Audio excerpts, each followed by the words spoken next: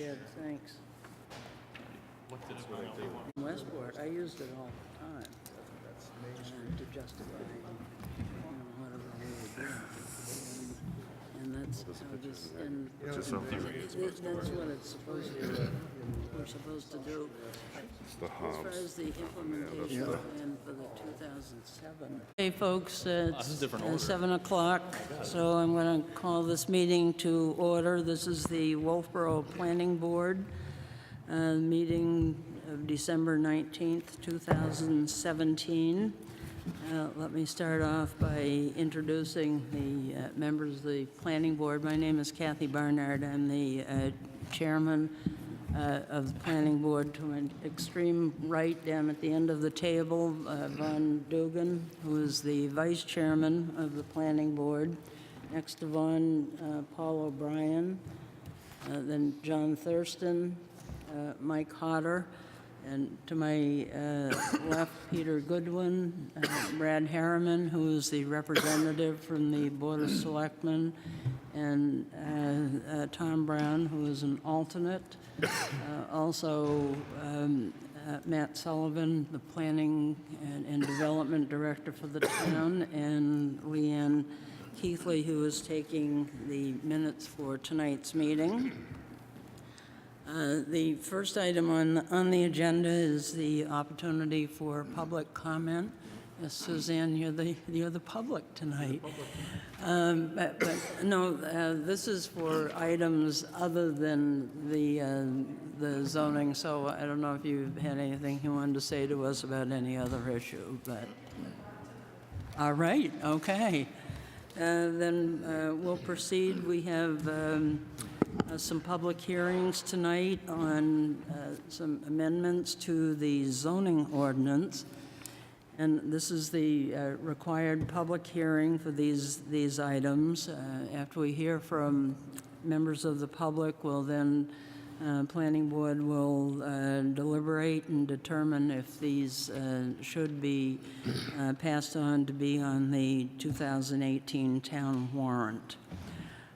Sometimes if there are changes to the item, we may have to continue the item, and in that case, the items would be continued until January 16th. So I need to read through these, and then I'm going to turn this over to Matt Sullivan, who will go through PowerPoint presentation on each item. But it seems best, why don't I read through all of them? Matt's PowerPoint presentation will be on all of the amendments, and then we can open it up to the public for any comments they want to make. The first one, an amendment to 175-175, terms defined. Remove the definitions of hotel, motel, and inn, and insert consolidated hotel, motel, inn definition. The next item, 175-27.6-12, steep slope protection district. This is to add a clarification in the applicability section and redefine site disturbance to include any excavation that does not remove vegetative cover. The next item, 175-10.8.3, Wetlands Conservation Overlay District, special uses. This is to remove the Technical Review Committee and replace it with the Planning Board for review of projects where no New Hampshire DES dredge and fill permit is required. Next item, 175-44, provisions applicable to all districts, signs. Amend the sign ordinance to remove content-based regulation pursuant to changes in federal law. Amend type and dimension tables to include all zoning districts. Add lighting standards for consistency with lighting section of the zoning ordinance. Add clarification for sign definition within the section. Next item, 175-67, shorefront residential district. shorefront lot improvement standards, redefine waterfront buffer grid segments from 50 feet by 50 feet to 25 feet by 50 feet, and point requirement from 50 points to 25 points in those grid segments in accordance with Senate Bill 30 and resulting changes to the Shoreland Water Quality Protection Act, RSA 483-B.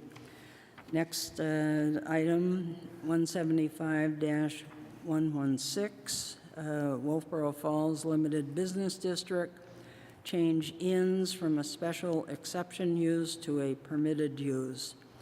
Next item, accessory dwelling units, to permit accessory dwelling units by conditional use permit in the Pine Hill Road Development District, C2 and WC District, Route 28 Mixed Use Business District, which is the C2 Route 28 District, Wolfeboro Falls Limited Business District, and South Wolfeboro Limited Business District, in accordance with RSA 674:71-73.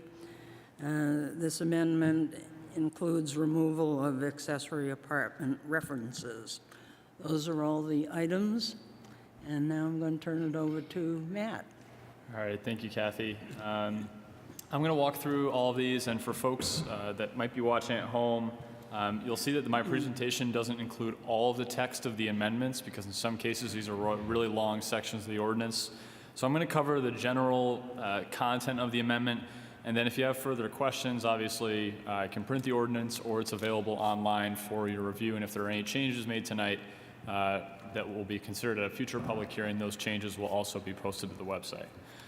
So the first amendment we're discussing tonight is the removal of the hotel/motel, and inn definitions from the zoning ordinance in the terms defined section, and those are shown here, and replacing those with a consolidated, as you can see here, hotel, inn, motel definition as it reads, and that is a building containing at least 5 and not more than 50 individual sleeping rooms or suites, each having a private bathroom attached thereto for the purpose of providing overnight lodging facilities to the general public for compensation, may provide dining services, amenities to its guests and to the public, and may host special functions such as wedding and conventions.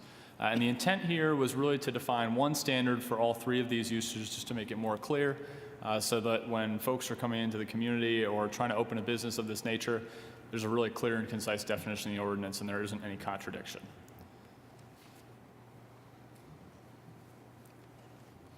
I'm not sure, Kathy, if you want to have, if the board has questions or comments, maybe, I don't know. In between each one, maybe. Yeah, if anybody has a question as we go along, but we've gone over these quite a bit, I think, in most cases. After the public comments, they may have also have some questions. Okay. The second amendment is one that I'm going to recommend that the board continue for a second public hearing, and I'll explain the reason for that. This is the Steep Slope Protection Overlay District. This is the applicability and the site disturbance amendment. The board had addressed this during numerous conversations at past meetings, but as it turns out, the amendment that was posted to the town website was slightly incorrect from what was approved by the board during its meeting.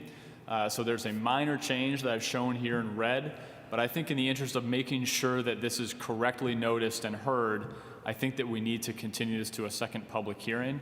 And that was this typo with a slope of 15% or greater as shown on the town steep slopes map.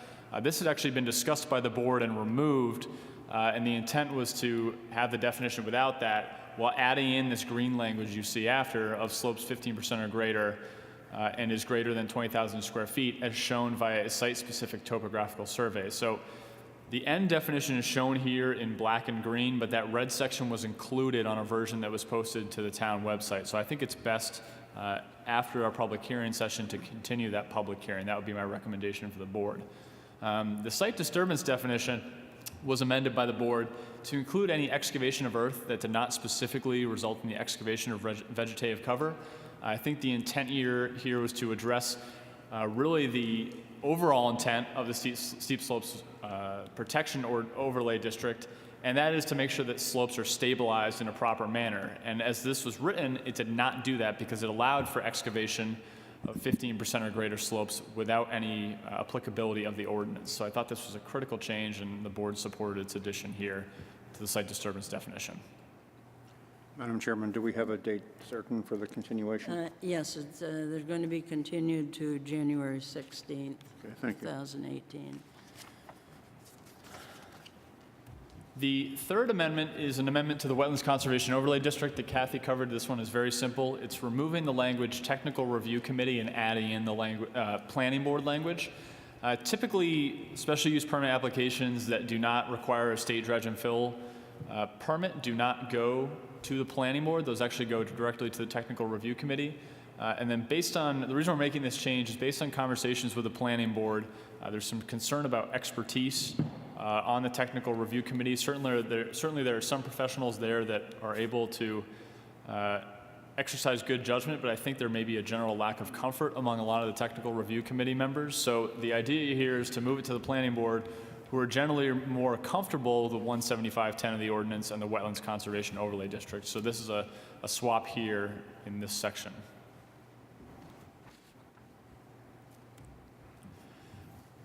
Okay. Amendment number 4, provisions applicable to all districts, the sign ordinance amendments. This is one of the examples where my slides really don't cover all of the changes here, and why I think the ordinance is really, really critical, a copy of that. The intent here is to remove, in accordance with changes in federal law, all content-based regulation within the ordinance. So you'll see that there are several sections that are removed in the ordinance that's presented to the public online and also here at the meeting. There are several things that are removed that the board has discussed at length at prior meetings, why they are content-based regulations. So there are several adjustments that are being made. In addition to that, in reviewing the ordinance, there were a few other amendments that were required. We amended some type and dimension tables to include all of the zoning districts. Not all the zoning districts were listed in the ordinance, so it wasn't really clear how to apply it in some situations. We added lighting standards for consistency with the existing lighting section of the zoning ordinance. So the existing section of the zoning ordinance actually had these 2 provisions here that you see showed on the screen. That was all lighting in the town of Wolfeboro is required to have full cutoff shielding, and uplighting by any method is prohibited. However, the planning board may allow limited use of upward landscape lighting on a case-by-case basis. This already applied to any sign permits, but we're simply adding it here so that there are no questions if somebody submits a permit and they're not understanding how we're applying the ordinance.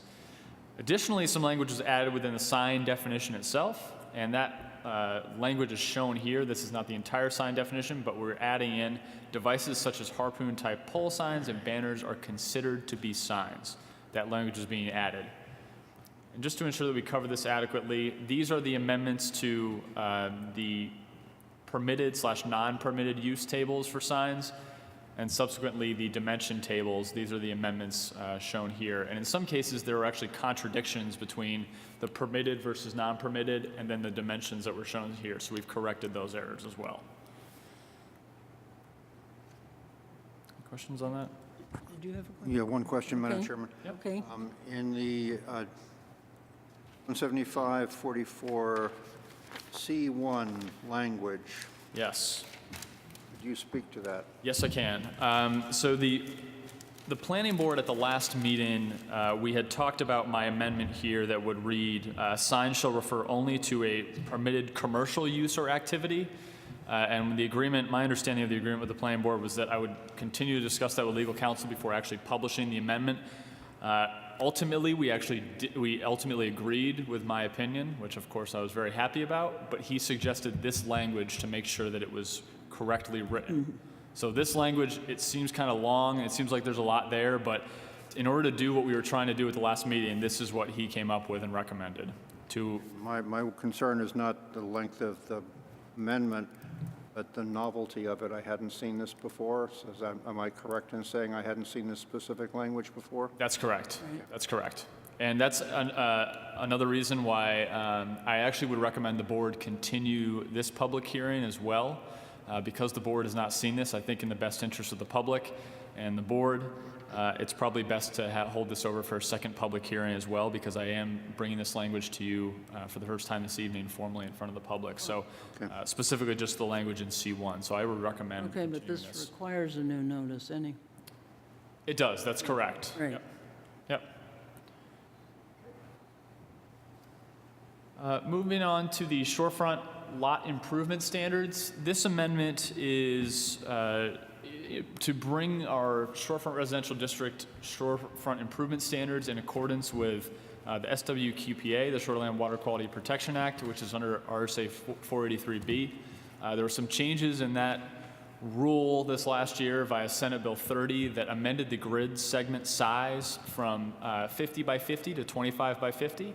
And the point requirement within those grid segments to 25 points rather than 50 points. So in the interest of making sure that our requirements are in line with the state, I'm proposing an amendment here to modify our grid segment definition. I did receive a comment from a member of the public, which I think I should mention to the board, and you may have seen it in my meeting memorandum this evening. There has been a suggestion that we include some specific language saying that the 25 feet is measured across along the reference line, not as the depth of the lot.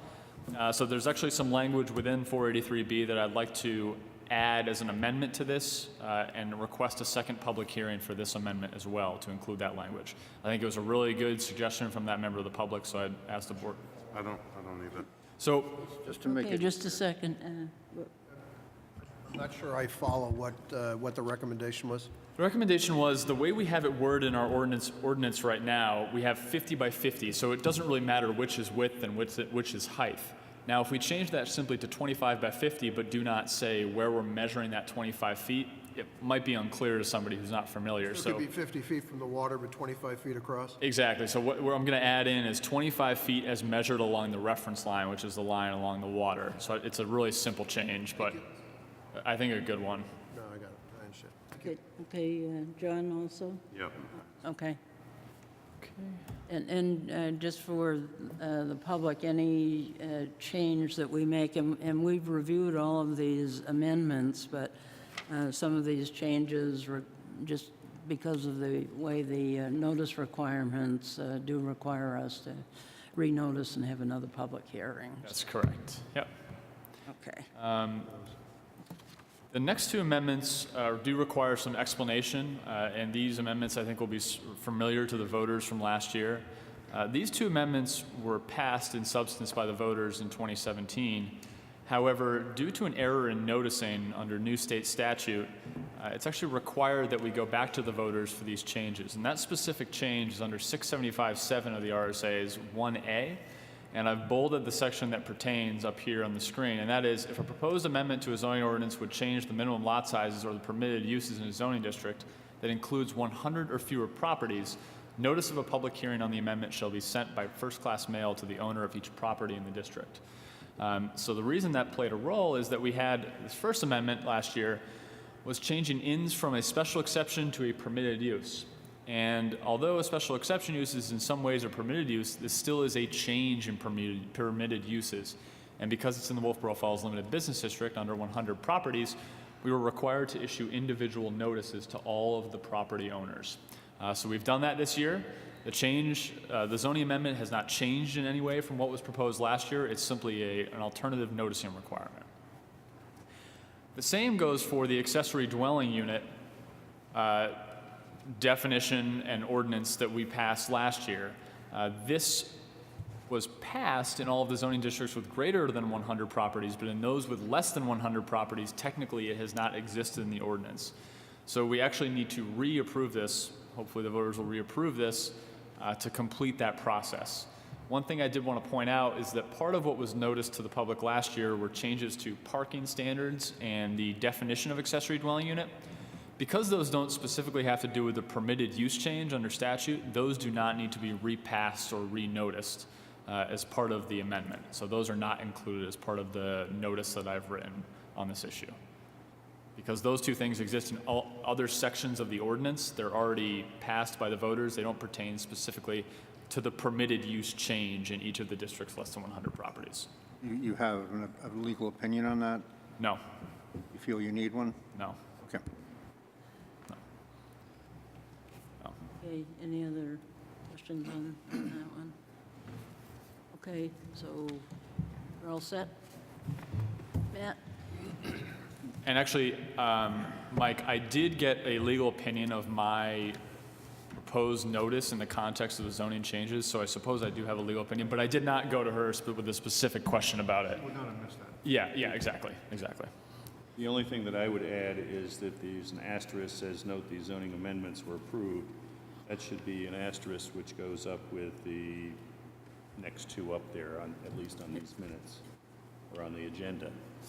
I'm looking at the agenda. Yes, it was included in the notice, but you're right, it wasn't included here. But that's a good point. So Yeah. the notice that went out to the property owners, and I should note that in the individual zones where we had these issues, they were actually sent a personal notice of the changes. So they didn't receive the entire 7 amendments. They actually received a notice with the individual amendment that pertained to their property. So hopefully they understood what changes mattered to them.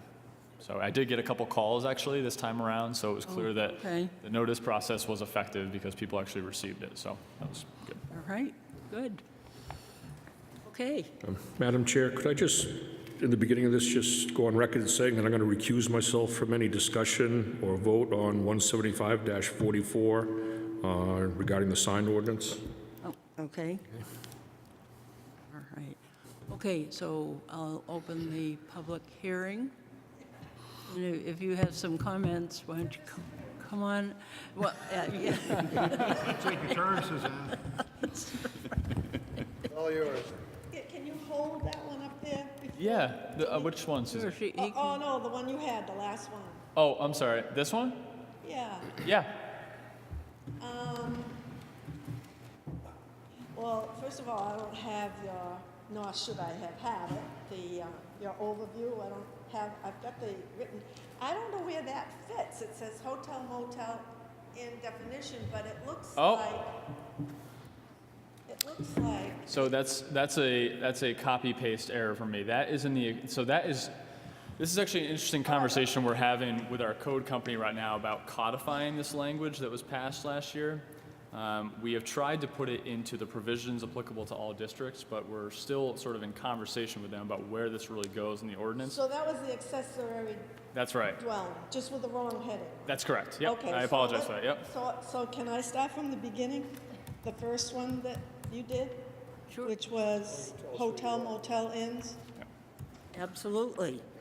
I guess an easy request or comment would be the order in which they're proposed. Could we do like we do with the warrant articles, the selectmen and budget committee and stuff try to do, and that's group-like subject matter together. So the hotel, motel could go, again, renumbered any way you want, but put it together with the one that was Wolfeboro Falls Limited District, because that talks to inns. And then the wetlands one go with that shorefront one you had. But you know what I'm saying? Yeah, we can. I mean, the orders. Kind of, Yeah. so that when a person's in the voting booth, their minds are on the same topic, and then they go to the next one, they know it's that similar topic. Yeah, we can. Yeah, that's totally flexible. That's just a simple request. Okay. But the one that I'm having, several I'm having difficulty with, but combining the lodging facility one, you're taking out, I understand what the goal is, but you're taking out some criteria and lumping it all together when in fact a hotel and a motel really have physical differences as to length of stay, owner occupied,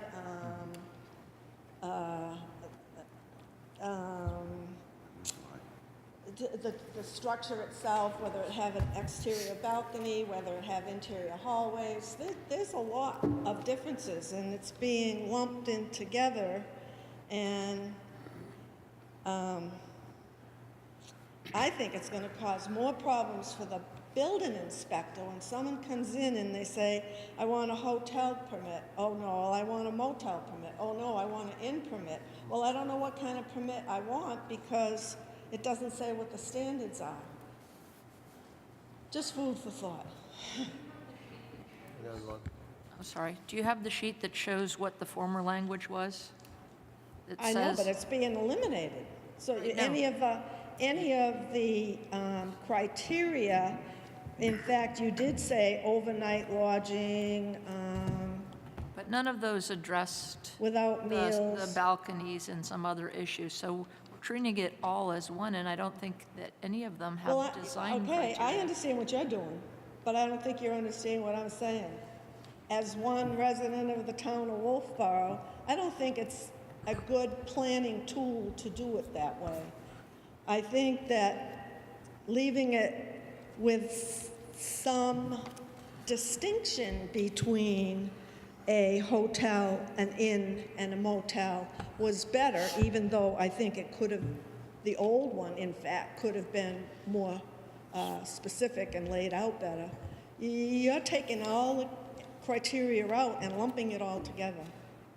We're not actually. If you look at some other towns, how they do it, Meredith or even Rochester, you might think Rochester, Rochester, but you know what? They have a pretty extensive ordinance.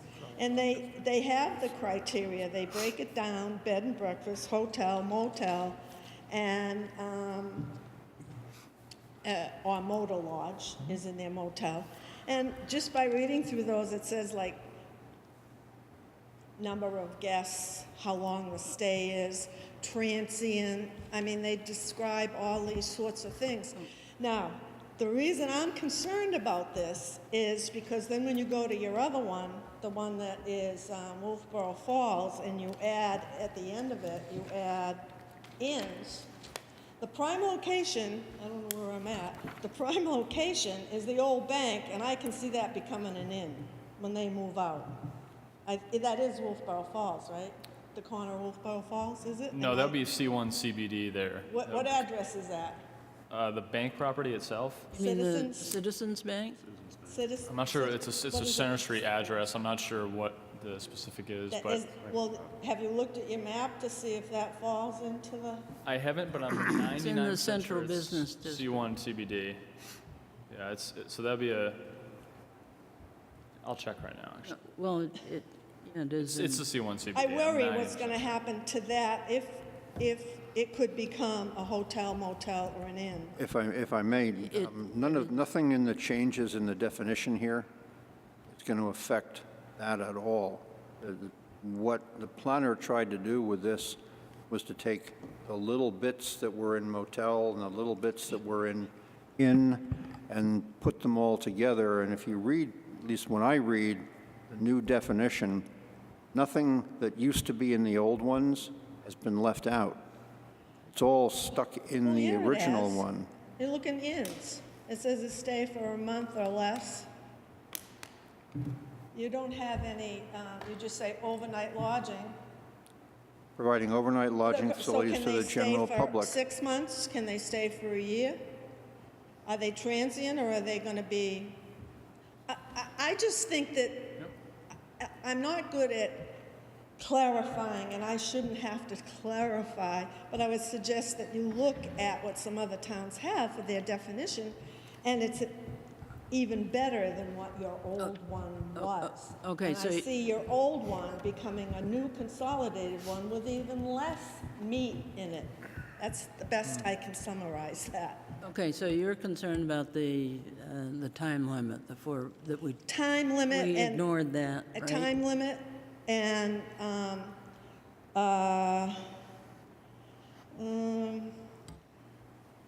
you got that in there, Length of stay is excuse me, somebody said something? Yeah, the length of stay. Length of stay, The which would be physical layout, unenforceable. because there's a difference between an inn and a motel. I mean, maybe that's what you want. Maybe you want them all to be lumped together and look alike and anything can go. But I think that the building inspector's gonna have a difficult time with this when someone comes in. Okay. what he's supposed to be given a permit for. Okay, and we do have a separate category for bed and breakfast. So Yeah. that is a separate definition. Madam Chairman? Okay, yes. I understand you have an issue with us clarifying length of stay. That's one of the things. Yeah, okay, and do you have some others? I then? mean, I can leave this with you. It's just handwritten, but it's got some of the things that I'm trying to say that should, Okay, go through and tell us then. well, I didn't. You I said got this outside yesterday, and deck. I didn't get this a month ago. I got this yesterday, and Yeah, just like okay. before I came here, I'm trying to highlight some of these things. Okay, And I feel as though it would I don't want to take up your whole night going through But one thing. if I no, well, could, go the length of- ahead and tell us what your issues are. Oh, so that- okay. Yeah, okay. Well, like a hotel is, we know, commercial lodging, so that doesn't need to be defined. With private room or suites, each having its own bathroom, which you have, I believe. But the access to the entry is through a central lobby or an interior corridor, which is different from a motel, which is, let me see what the entry is. One entry per guest room directly from out of the outdoors. So there's no distinguishing in the physical character of the building. Probably Matt understands what I'm trying to say. We Okay, well, we don't have keep go- anything. yeah, We don't have anything of that nature in our ordinance. I mean, we Right, don't. okay, keep And it talks about that through the exterior door on the ground level or via an upper level open corridor. okay. I'm just saying, I think there should be a distinction between a hotel and a motel. Okay, But I don't feel as though I'm qualified to stand here and tell you what it is. I think your town planner could do that better than I can do it. Okay. For sure. All right. Steep slopes. I have a question from Matt on that. okay.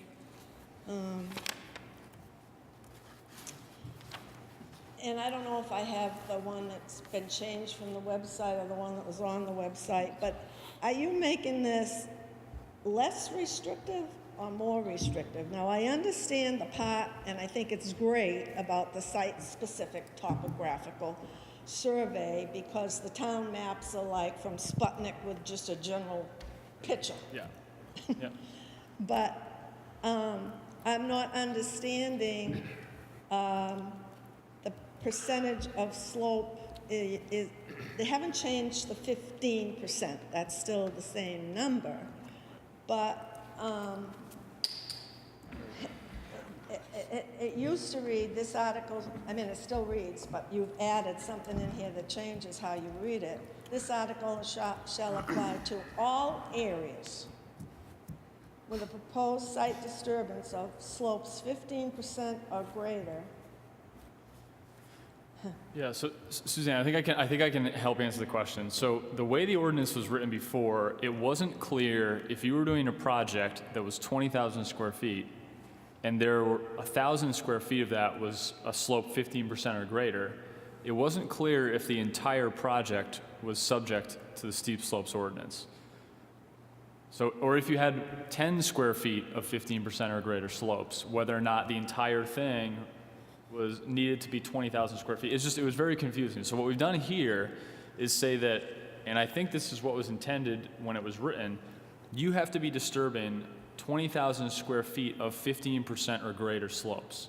Okay. So you've got to be on a Okay. steep hill and be doing a big project. Question before, right there at that Yep. spot. So is it contiguous, 20,000 square feet? Or is it 5,000 here that's 15% or greater?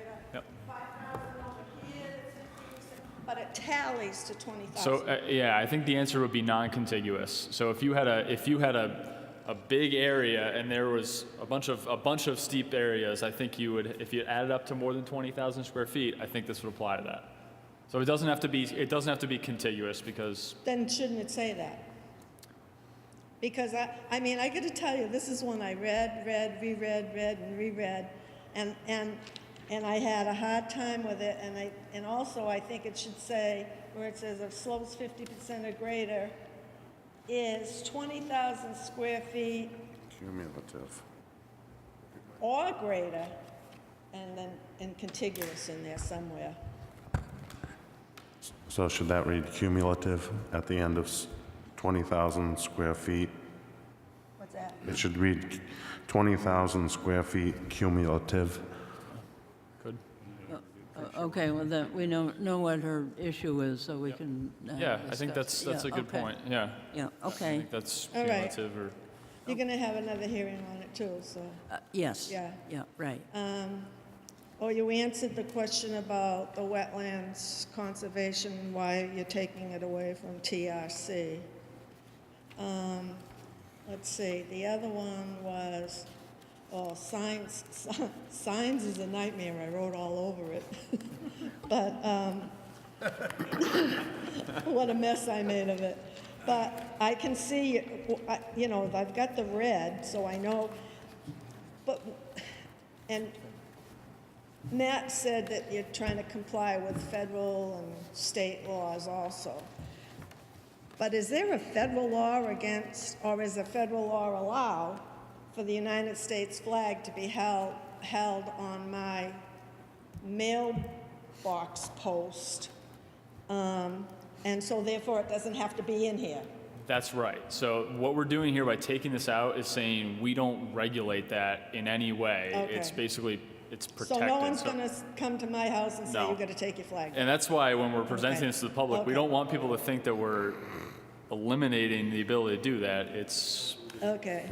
So you see, I was listening to your presentation when you said trying to comply with federal law. yep, yep. And then I see that you're going to be talking again. I couldn't quite hear what Mike was saying about I think he said C2. One. Was that one, the one? C1. C1? Yep. Yeah. I'm having trouble with that one too. Off-site commercial prohibited.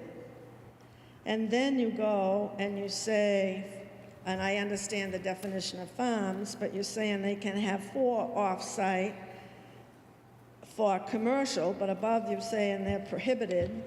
And then you go over here under E2, and you talk about businesses, which are commercial, and maximum of 2 signs. So I see, I'm finding conflicting information. Those are the directional signs. Yeah, so they're all different types. So start with the farms kind of first. The farms and agricultural uses have been given preference by not only state statute, but also by the Wolfeboro zoning ordinance. So the idea here, I think, and I wasn't here when this was adopted, but the idea was to give farms an exemption. So if people had farm stands or were selling products on their property, give them a sort of exemption to have smaller off-premise signage, like the Wilder has, for example, on that corner, that would allow them to direct people to their property because they tend to be in more rural areas, obviously, so they're harder to find. The business directional signs, which are in the section E2, those are signs that are in the town right-of-way. So that's a very specific location. So generally, signage is not allowed in the town right-of-way unless it's a business directional sign. So this is outside of those other 2 sections you mentioned. Okay. And then the amendment to C1, Wait. sorry, I'm skipping back. I'm going back to the first one. The amendment to C1 C1. is basically, so what we had in there before was signs shall refer only to a permitted use or activity conducted on the premises upon which the signs are situated. So that was basically saying I can't have an off-premise sign for some activity I'm conducting on my property. I can't put a sign on your property. Now, what we're saying here with this amendment is that that only applies for commercial uses. So if I have a business, I can't put one of my signs on your property to advertise for my business. So it's all a little funky, but the intent is to preserve what we had before, but only apply it for commercial uses. I understand it as you say it, but I don't understand it as I read it. It's not as clear as when you read it as to what you just said, but anyway. Is that the wording that our attorney suggested? Yes. It's legal wording. Yeah, It's designed deliberately to be difficult to understand. yeah, It's what? It's what? It's difficult to understand because it was written by a lawyer. yeah. That particular one was written directly by a lawyer, so, He's not a lawyer, but he trained to be one. Maybe it should be written just by lay people who talk. Right, so that people know Lay what we're trying to language. say. Oh, okay, well, I think we should discuss that when. Yeah, We okay, gotta we gotta clarify it. I mean, yeah, right, And then, yes. Very clear to me. and then your pages aren't numbered, but on the chart, I believe it's the second chart. I believe it's the second chart. Yeah, the second chart. Not any big thing, I don't think, but in comparing that information with whatever I compared it with, the website, that shorefront residential district, is that new on your sign chart? it is, and the reason it's new here is because it has to be here, and it just wasn't before. So that's why you'll see the other zoning districts listed here too that weren't in here. Okay, and then the other question is, you have in the chart, your third column, rural, agricultural, and agricultural, but you don't identify it down at the bottom in your little, Oh, so it should have RA and AG down there. Where is this, Suzanne? Show me. oh, she's absolutely right. Where we list all the zone The districts. The reason I actually didn't do that, now I'm remembering why, because that is not an acronym above, and that's why I didn't, these were only acronyms that I listed at the bottom, because I think that's what the board asked for. So I can list all of them down here, but like you'll see for office, residential, institutional overlay district, I didn't list that below either, because it's not an acronym above. So I only put a key for the acronyms. good catch. It's up to you. So whatever you would Okay. like to do. And what I could do is make the entire top row of the table, I could make that all acronyms to save space. Yeah, Put all the acronyms at the bottom. yeah. Okay. Good catch. Okay, all right, good. And then the next page, parentheses A.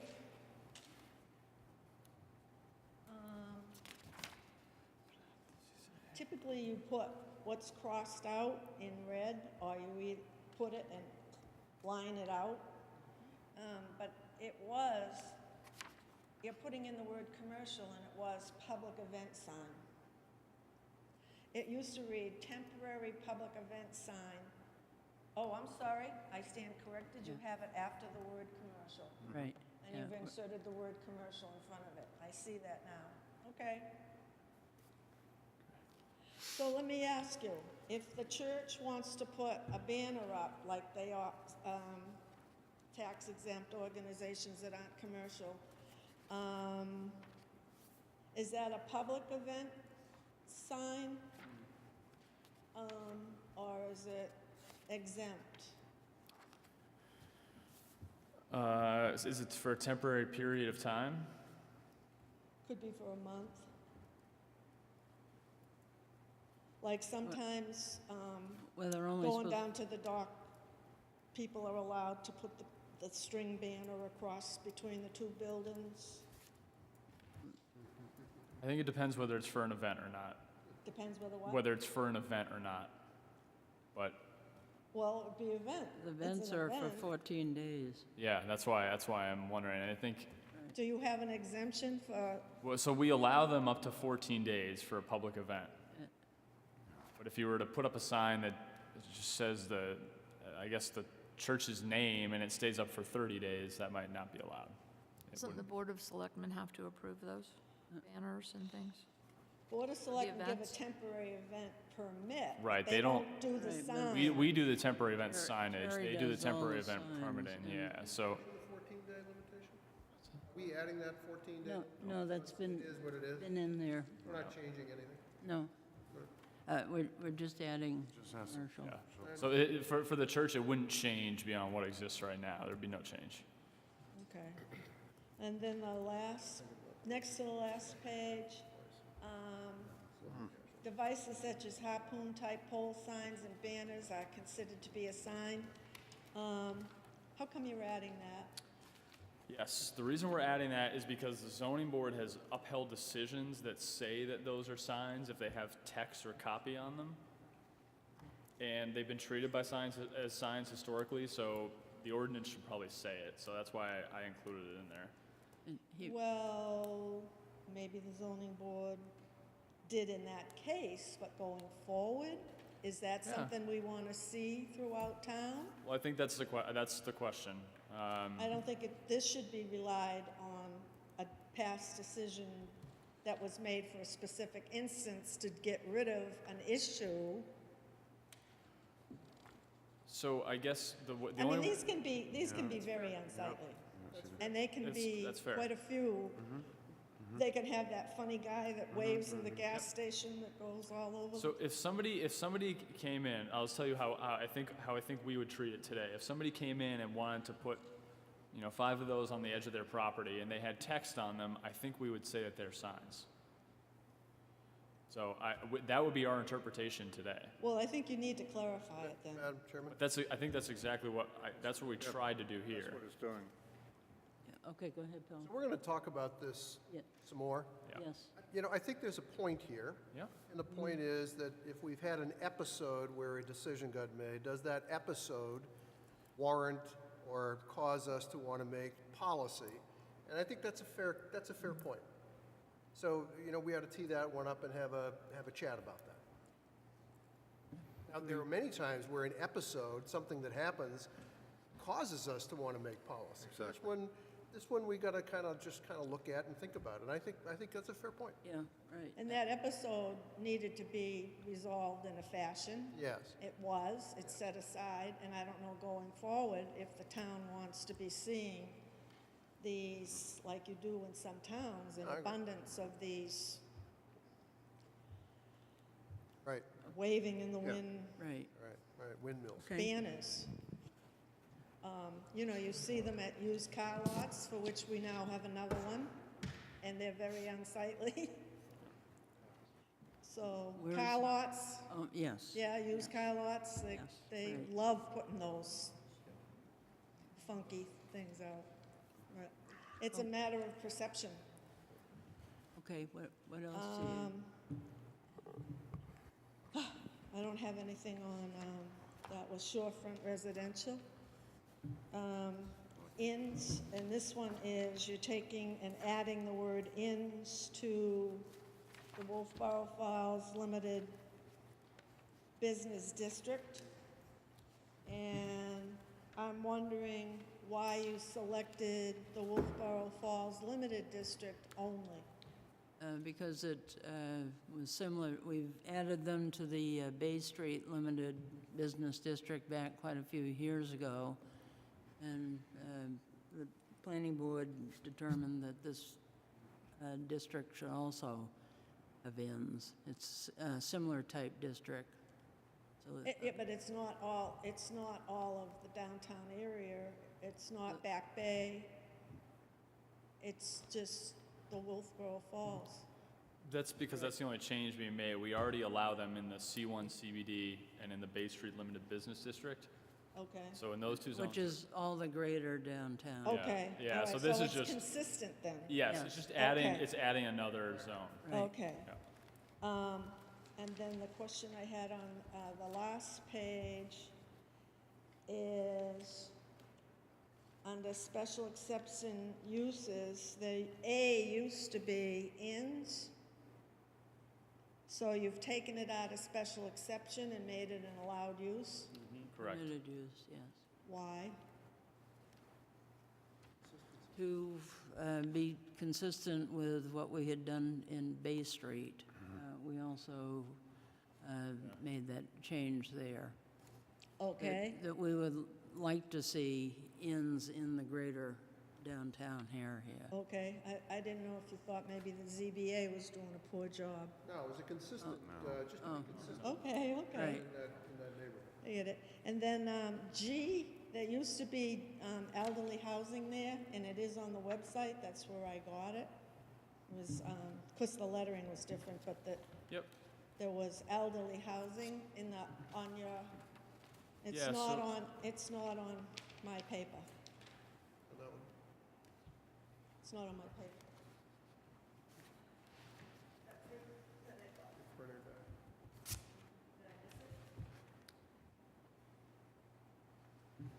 No, but.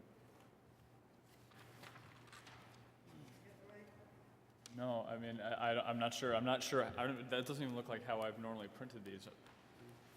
Was that from Terry? All of these. Yeah, okay, So I'm just, you may have missed that, I don't know. yep. It's, well, we're not, just to, for clarification, we're not removing it. We're not removing it, so it'll stay as is, elderly housing will be. okay, so- Should the in pass, the removal of ins, it would become item It may F. just got dropped accidentally. If it- Yeah, but it should be posted correctly, honestly. You can check that. It's not even, it's not really an issue, but. Okay, yeah. Accessory dwelling somebody unit, have no a- comment. Thank you for Someone your have a question time. down here? Okay, you all set? Thank you. Okay, all right, thank you very much.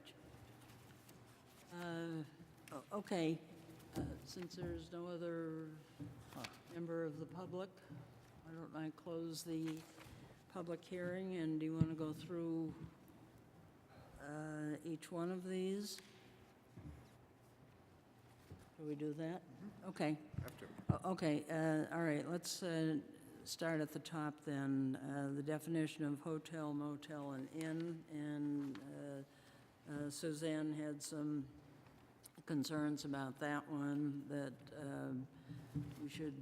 we've left out some wording, and that there should be some distinction between a hotel and a motel, but really, in our definition section, there really wasn't No, there never was to begin with. to start out They were with. lumped together. My question would be, what is the difference? It is the first letter. I would suggest that many motels would like to call themselves inns, and they might change it, and it might be a motel one time and an inn the next time, and then somebody may want to make it more impressive and call it a hotel, and so they're all the same Yeah. places where you stay. And another item that was brought up was code enforcement. You know, what is the code officer going to do if somebody says it's a motel and it looks like a daycare? You're going to say it's a daycare because it has children in it. What they do is I've had this happen with a barn, for instance. They will say, no, you have, 12 unsupervised children. We have to treat it like a daycare, and we'll use the daycare code. They do it based on use. So I wouldn't worry about that, because the code is written specifically, the type of building and the type of use and the number of occupants. So, Oh, okay, we did leave out some wording, and it was in, and it says travelers who are staying for 1 month or less. And so that wording has been removed. Does that cause any concern? Yeah, go ahead, Paul. I think, go ahead, Paul, sorry. Why was it removed? It was, I don't know the reason for it specifically, but I would say if you're consolidating the definition, you probably don't want to include a cap on the length of time someone can stay. Right. So maybe the idea was, if we're bringing them all together into one definition, we don't want to cap all these uses at 1 month or less, but I don't actually remember a specific discussion about I it. think I don't remember it either. I think the conversation that we should have is, I try to, just to get the discussion going, yes or no, do we want to have extended stay facilities in our town? Yes or no? That's a question, and then we can broaden that and moderate it, but that really is the question. I'm not sure that's a question for this board to be concerned with. I think that's probably a question the individual hotelier or the entrepreneur to concern him or herself with. I think that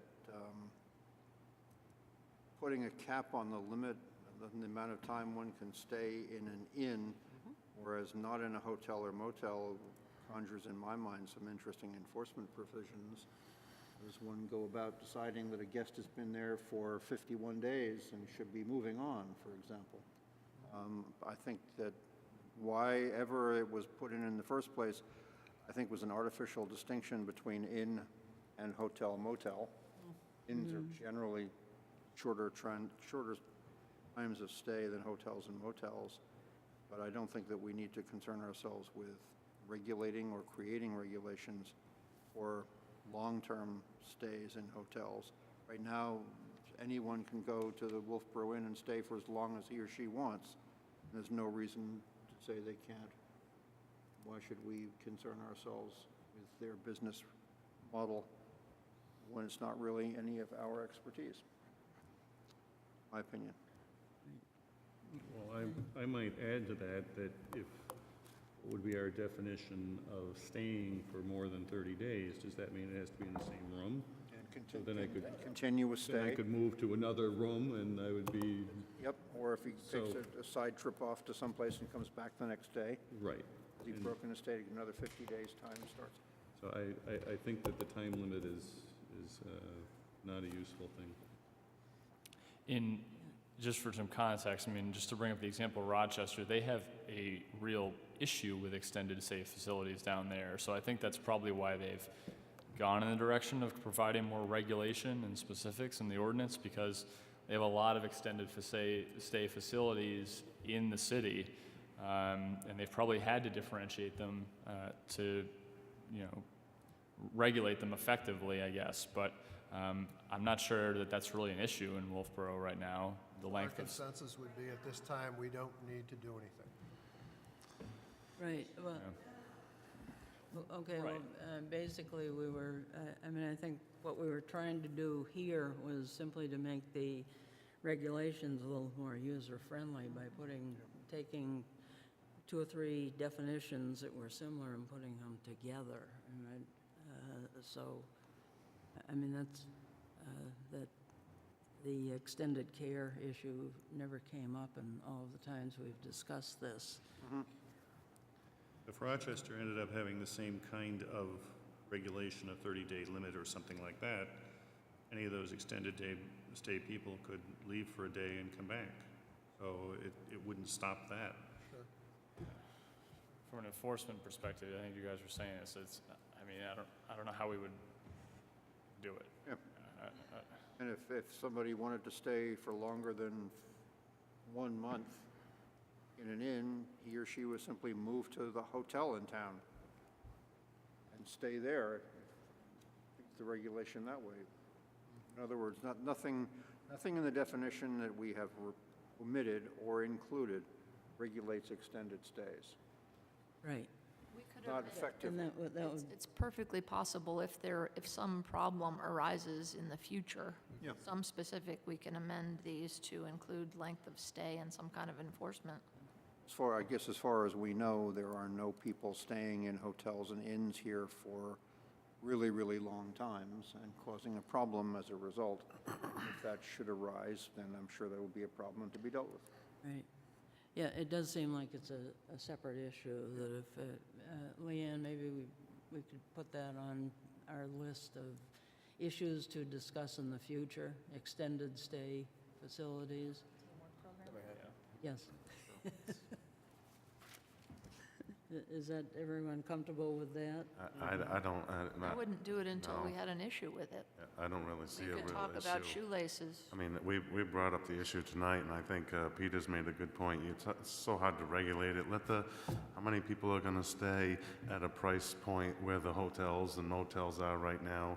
And if they rent the rooms for 30 days or 31 days, we're not going to be able to go in there and say, oh, somebody complained and this person's staying longer. And I think it's a sticky situation. Let's just let the people who run the hotels come to Matt.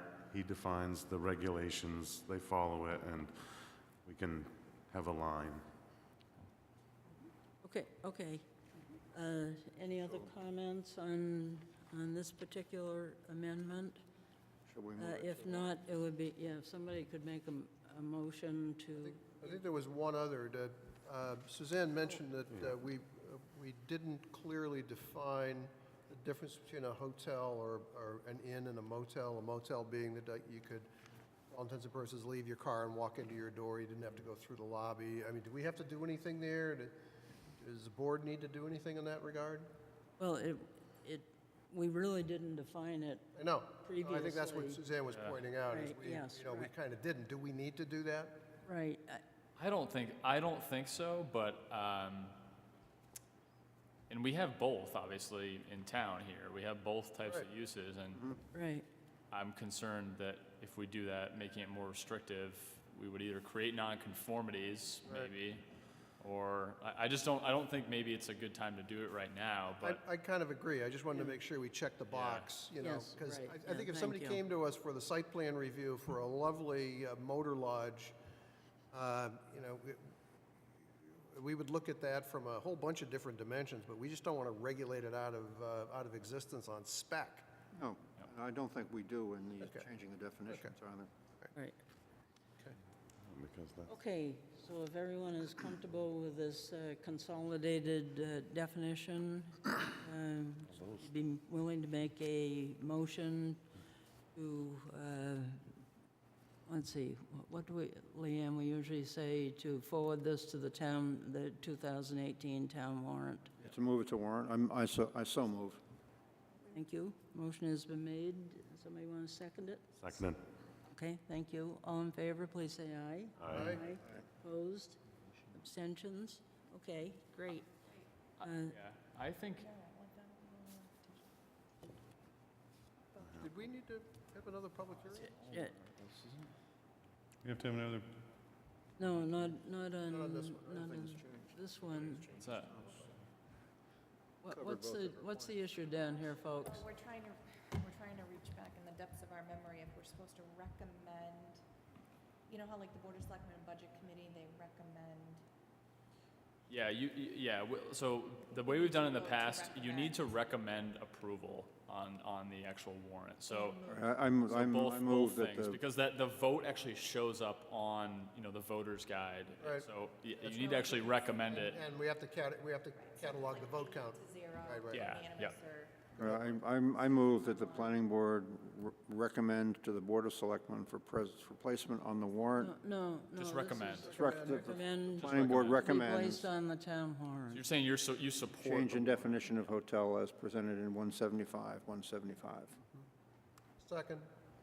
Okay, Thank again, all in favor, please say aye. Aye. Opposed? Abstentions? Never did Okay, 7-0. Okay. The next item, steep slope protection district, that will continue that item to be renoticed and for some correction in the wording, and that will be continued until January 16th, 2018. We don't need a motion to do that. We just do it. If we need a motion, Why I'll don't you make make it. a I'll motion? second it then. He seconded it. Motion has been. Yeah. Yes, right, and then do you want to add the contiguous? So at the meeting on the 2nd, I'd actually like to return to these at that meeting, because we will not have any regular cases. Does that make sense to everybody? So we're gonna have a meeting on January 2nd. I think we should have a brief work session on these things that are being continued to January 16th. So is that where we would deal with any incremental adds, deletes to this language? Yeah, Okay, but we can still continue the public hearing. that's right, yeah, so, yes, you're good for that, Okay. yeah. So a motion was made and seconded, and all in favor of continuing the public hearing for the steep slopes, please say aye. Aye. Opposed? Abstentions? Okay. All right, moving right along to the Wetlands Conservation Overlay District. Again, this is becoming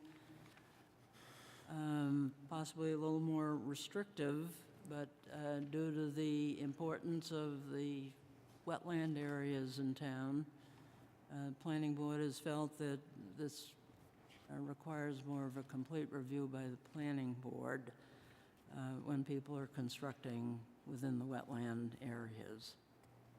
So can I just ask a question about that? Yes. So I've attended TRC meetings, and so we have, at TRC, we have normally and customarily, the head of our highway department. Normally and customarily, we have the head of the electric department. We have, at a minimum, one, sometimes two, planning board members. One, sometimes two, planning board. We have the town planner in the meeting. We have representatives from fire and police at the meeting. And there are probably others that, that come along. And I'm at a loss as to why that august group of people is insufficient to the task. Well, I wouldn't say they're insufficient to the task, but what I would say is that I do not believe some of those people are comfortable voting on those applications from time to time. And I'm not going to go into specifics of who, but I think there is a general lack of comfort around knowing the Wetlands Conservation Overlay District, knowing the applications they're looking at, and feeling even comfortable voting for them. Now, that's my sense of it. I don't know for sure, and I kind of brought this to the board as a recommendation, so I wasn't sure the board would even take it, but Okay, can you read who's on TRC? yeah. Please, I don't have my, Yeah, it's basically the department heads, but the zoning ordinance is actually really specific about it. right, And, sorry. just let me it's pull it up. fire, Yep. police, Right? So it's town planner, staff representatives from Public Works, Municipal Electric, code enforcement, police and fire departments, and a planning board member. So I omitted code enforcement is on the board, is on the TRC. Yep. Do we have a selectman who pops in every, no, selectmen stay away from this. Yeah. So my question stands. August board enough as it is. It was my understanding when I voted to change the wording on this ordinance that we would not be losing TRC's input. No. It would simply be gaining planning board's input. In that That's case, right. to me, it's a win. Yeah. So it's still, the stuff would still go to TRC. Yeah. It just wouldn't be, the decision would not be made there. It would actually come with specific recommendations from the TRC. I will say the TRC does provide a different form than the planning board meetings. I mean, it's a kind of a, it's a more relaxed conversation. Typically we invite abutters up to the table. It's a different venue, and I recognize that.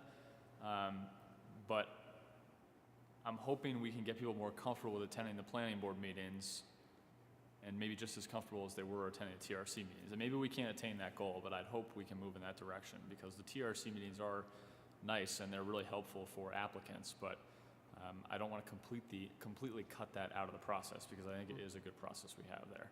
Yeah, this board is responsible for the Wetlands Conservation Overlay District, yes. its creation and its interpretation. TRC is not. They're technicians specialized in particular areas of governance, but they don't have a general overview, nor are they, well, this board is an elected board, and its concern is the entire district and the entire ordinance. We should, at the very least, have the final say in the process. I'm going to share something anecdotal that I heard recently in discussing this potential amendment with somebody who sometimes does some work in the town. They were upset because they felt that the TRC was such a pass-through as an applicant. They were disappointed it was now going to go to the planning board because the planning board would be more critical of the actual application, which I think is true, but that tells me that people are saying the TRC is a pass-through as a voting body, and that kind of makes me worry a little bit that we aren't getting the attention of the application that we probably should when they're in the Wetlands Conservation Overlay District. Well, I would suggest that if I were the head of the electric department and I was asked about a wetland issue, I would basically say I have no problem with it from my electrical point of view. In other words, if you're the head of the police department, if you're, the wetland is fine, I'm not worried about it. And so therefore, they are going to be voting based on their expertise in their particular area. And so therefore, bringing it to the planning board, I think, ends up bringing it to a group who is going to specifically look at the issues rather than how this wetland affects the electric department. And I think what the TRC in some ways has turned into, in some cases, for that reason, is an administrative review, administrative approval by myself and one other person who has a specific interest in a case, when often the specific departments do not have any real concerns. So it turns into myself and maybe one or two other people basically approving an application. I'm just not sure. If we're going to go on that route, we might as well make it an administrative level review for me, and I can sign off on these things. And maybe that's what we want to do in the future, but I think this is kind of a Well, and, better way to do it. the planning board does see some of these applications. At some point, we're going to see them anyway. No. No, but I mean, we do see some that require the dredge and fill. Only the dredge and fill ones come to the planning board. Everything else that's in the buffer or the setback, The driveways, No dredge and fill. planning board has. So how many applications do you think come every year in this, special use permits, in this category, the ones that we're gonna, Dredge and fill. that'll now come to the planning board? 20? No, three or four. Leanne says 2 last year. I think last year I was here for 2. Yeah, and that sounds right to me. I mean, they're really, And this year, I think there's been Been 2 or 3. if we were going to add 30 to the planning board's workload, I think that would be a concern, but it's 2 or 3. I mean, it's not many at all.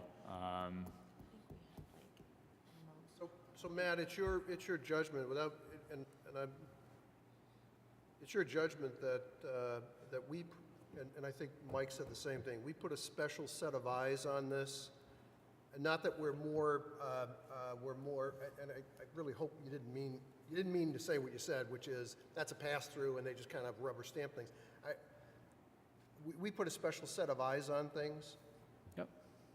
I would say yes. We bring an expertise that maybe the fire chief or a police captain probably doesn't bring to that.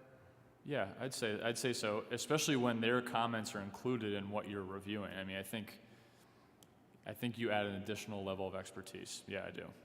And this would be for 2 or maybe 3, given past volumes. Yeah. And the protection of wetlands is important. Oh, absolutely. Well, that's stipulated. No debating that. Yeah. Yeah, and I am certainly not saying they're a pass-through. I think it's a good process, but I think it would be better to have an additional set of eyes.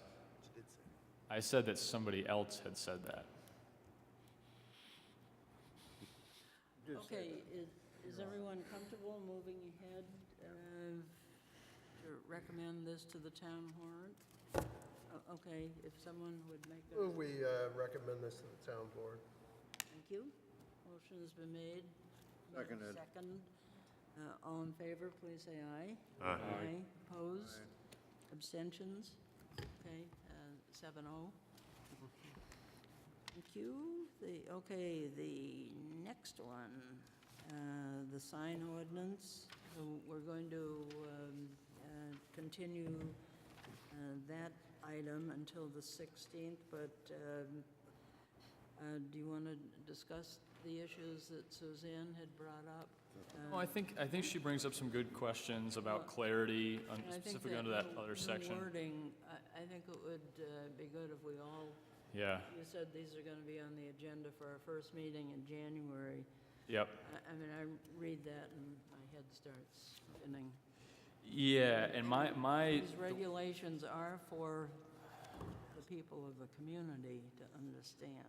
and I totally agree. And the way, not that my wording was perfect, but I think it was more simple the way that I had it, so I can kind of try and make this a little more clear. But hopefully the explanation makes sense to the voters, and maybe that's why the notice that go in the voter's guide language is going to be really, really critical on this one, I'm guessing, so that people actually understand what the heck we're talking about. But we can talk about it on January 2nd.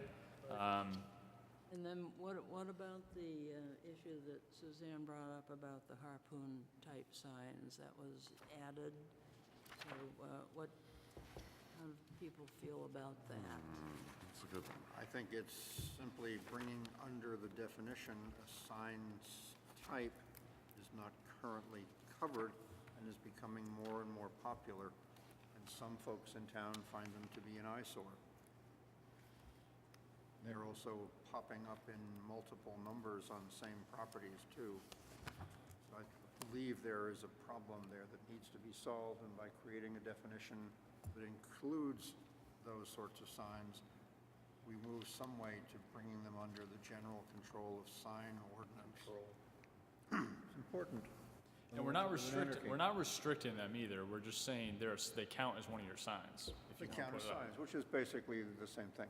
And right now, you can stick them on your lawn, and if the ZBA does or doesn't go against you, you can keep them or not. But if we put this change in, then they become signs, and they become regulated as other signs are regulated.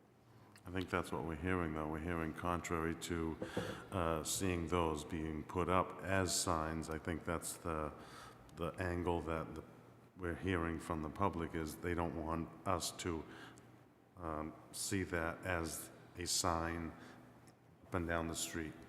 Well, I think that you have to be careful when you speak of the public, because I only know of a couple of people who wanted to have as many as they could stick on their lawns. And I know a larger number of people who thought that they were kind of ugly and shouldn't be around for more than a certain length of time before they had to be taken down if they were going to advertise a particular event or a store that's just opened up, or the season has started and we're now in business again, that sort of thing. Well, wasn't that the intent initially? So they're up for 2 or 3 days, marking an opening or an event, grand opening, and then it exasperated into more than 30 days, adding each 2 or 3 days altogether, and then that's how this metastasized into this issue right here. So, again, I can respect Suzanne's point of not seeing those at 6 places in a row going down the street. If I could? I think we're moving closer and closer to, clarity here, which I think, absent the lawyer's language, we should get to. I mean, we ought to get to the point of saying what's in and what's out. Here's what we define as a sign. And maybe we say that those teardrop or harpoon things are out or in, whatever, and they go in the sign count. I think the more clarity here will be controversial.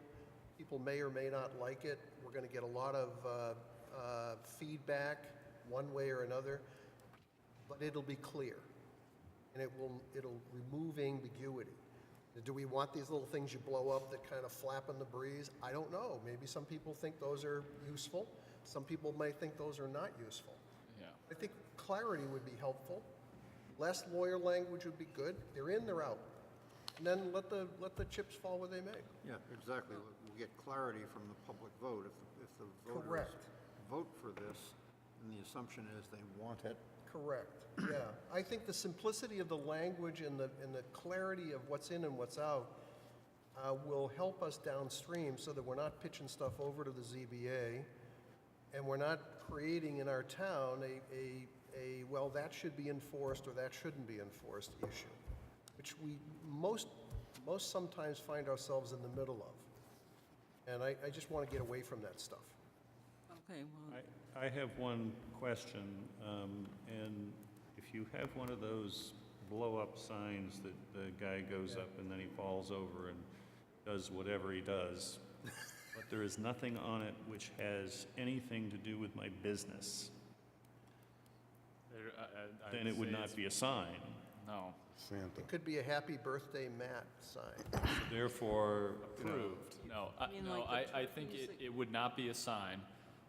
The only issue would be, is it blocking sight distance or something like that? But I don't think somebody does not have to come in for a sign permit to put one of those up on their property. I mean, if we have somebody with 50 of them up, I'm sure I'm going to get a lot of calls about it, but I'm not really sure if there's anything in this existing sign ordinance that says I can't have those blow-up men everywhere on my property. I really just don't think there's anything in here that says that.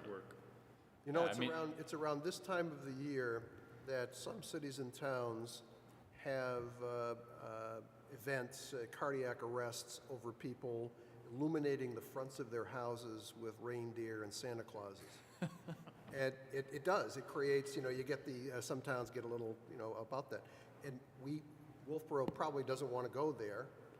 But I agree, we got to have something that's just clear for people. And I think people are generally in this town are going to be just accommodating. They know what's right. And they'll do the right thing. I think that I'm sorry. Yeah, so this wording, and people are saying you want clear wording. The wording certainly is clear. Wording is clear. Yeah, What's in, what's out. right. These are in, these are out. Okay, did you want, How long they're in, how long they can. No, I was just going to say that if somebody puts up one of those inflatable man-type thingamajigs on the front lawn, people in the town don't like it, will know that through letters to the editor and also from conversations. At that point, we'll realize that there's an issue, and then we address the issue. Right. okay. Okay, would somebody make a motion to continue the sign ordinance changes until January 16th, 2018? We're going to discuss them in a second. Yes, and we're going to discuss them on the second. Seconded. Okay, motion has been made and seconded. All in favor, please say aye. Aye. Opposed? Abstentions? Okay. All right, the next one, shorefront residential district, that basically you're going to come up with some new wording. Matt? I would recommend this one for a second public hearing as well. And what I'll do is bring an amended copy to the board on the second, but it's going to literally just be one sentence of change. So I would recommend this one be continued to the 16th. Okay, so all of these changes will be available to the public, Yeah, they should be available on the 3rd. but we'll be discussing them on the 16th. That's correct. Okay, all right. But we're comfortable with your explanation, and I am. I'm comfortable with your explanation. Okay, Yeah, I mean, okay. there's no questioning the wording. Okay, so somebody would be willing to make a motion to continue the shorefront residential district So moved. lot improvements until January 16th. Sounds like you've made it yourself, Madam Chairman. So moved. Do every Motion's time. been made and seconded. All in favor, please say aye. Aye. Opposed? Okay, okay, Wolfeboro Falls Limited District, change the inns from special exception to a permitted use, and this was simply done to be consistent with Bay Street. Right. And to, the planning board determined that inns should be included in the greater downtown area rather than just the central business district.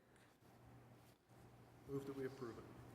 Okay, Seconded. this one needs to be moved to the town warrant. Yep. Okay. And motion's recommended.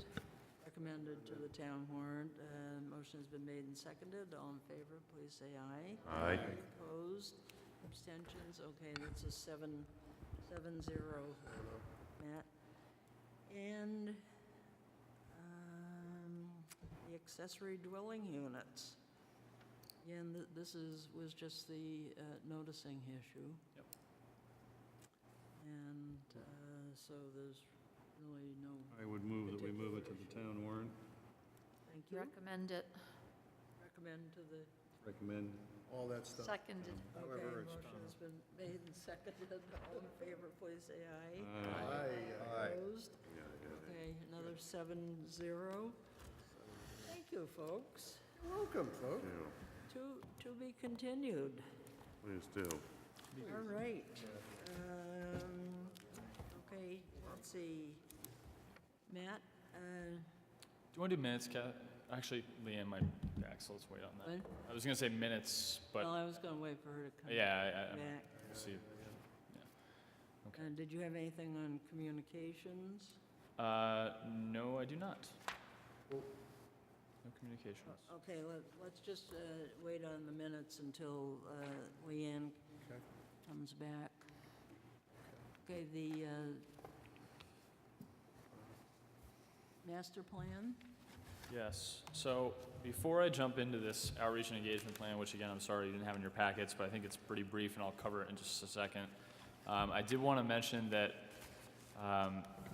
we do not have any cases for the month of January, which is actually good news because that allows us some more time to prepare for the community forum on the 23rd. And Steve has requested to attend the meeting on January 2nd from Resilience Planning and Design to talk about, again, the process, the approach, how we're going to get the word out. So I'm hoping that you all are comfortable with having him on that agenda and kind of as the primary focus of that agenda, with the discussion of the warrant articles obviously being secondary. But that will also give us an opportunity to discuss the materials we have in front of us tonight in more detail with him. I thought we had a really effective first meeting. I think we talked through the master plan memo. There seemed to be a good amount of consensus around the approach. So what I think Steve and his group have put together here as just a basic outreach and engagement plan, hopefully this matches up with what we had discussed at that meeting. Going through sort of the end of this year all the way out really until March 2019 when this plan would hopefully be adopted. You'll see one thing that's kind of added in here that I've confirmed with him is that we will try to put together a mid-project forum, specifically in the middle or the summer months of this year, so that we have an opportunity to engage with seasonal residents. I think that's a really critical piece of this. One thing you don't see here that I did want to discuss with the board tonight is there was discussion of a mailer, some sort of mailer to engage the public. And you don't see that here because I wanted to discuss with the board what you'd like that mailer to focus on, whether it be the community forum and attending that, or just introducing people to the process, maybe in February or March of this coming year. I wanted to get an idea because the mailer is a pretty significant cost for us, and I want to make sure we're doing that at the right time in the process. I just wanted to get some input from you all on what information you'd like to see us share through that. Madam Chairman, can we back up a little bit? What else is on our agenda? We have Steve coming in, and then we have the discussion of the continued warrant articles with changes of wording. Yes. What else is on that agenda for the second work session? So this would be the meeting on the 2nd. I would also propose that we have a discussion of the CIP constitution and membership. You're jamming us up now. I'm what? You're jamming us up now. That's a very heavy work session. If you got the CIP stuff to go through, you're going to have Steve talking with comments, 45 minutes, maybe an hour. Yep. And then you've got the discussion on these warrant articles. So I agree. it's a good point. It's a good point. So I suppose that the CIP does not need to be on that agenda. It could be on the 16th. Yeah, jump to CIP. Yeah. Totally fine. Yeah, I think so. I think that's and I do have the tendency to overload the agendas.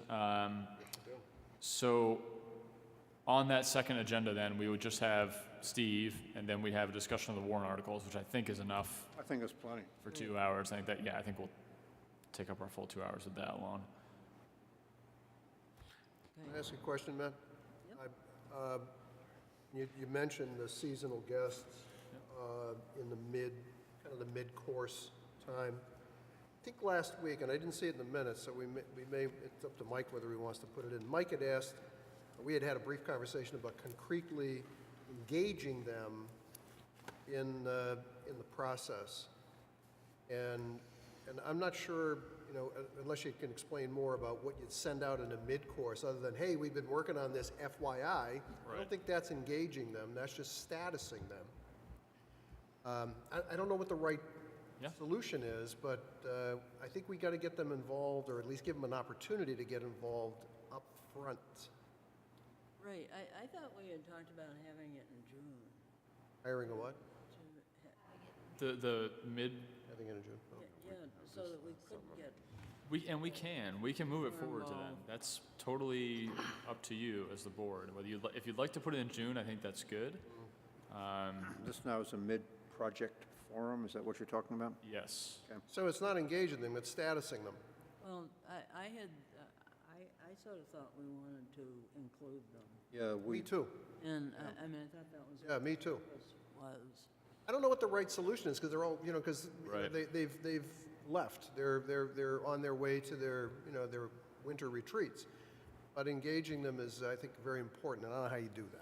Yeah, Giving you a question and I can't do answer. some sort of survey, I don't know if that's engaging them really either. I don't think that does the job. We've already Because done we've that got- too. I mean, we've got committees that are gonna be already working, so I sort of thought maybe if somebody was interested, wanted to get on a committee, they could do that. Is that, was Yeah, that the I plan? think so, but I think the question is, if somebody is a seasonal resident, they can't serve on the subcommittees, or they can't get involved early with the subcommittees, how can we engage them with the subcommittee work that might interest them?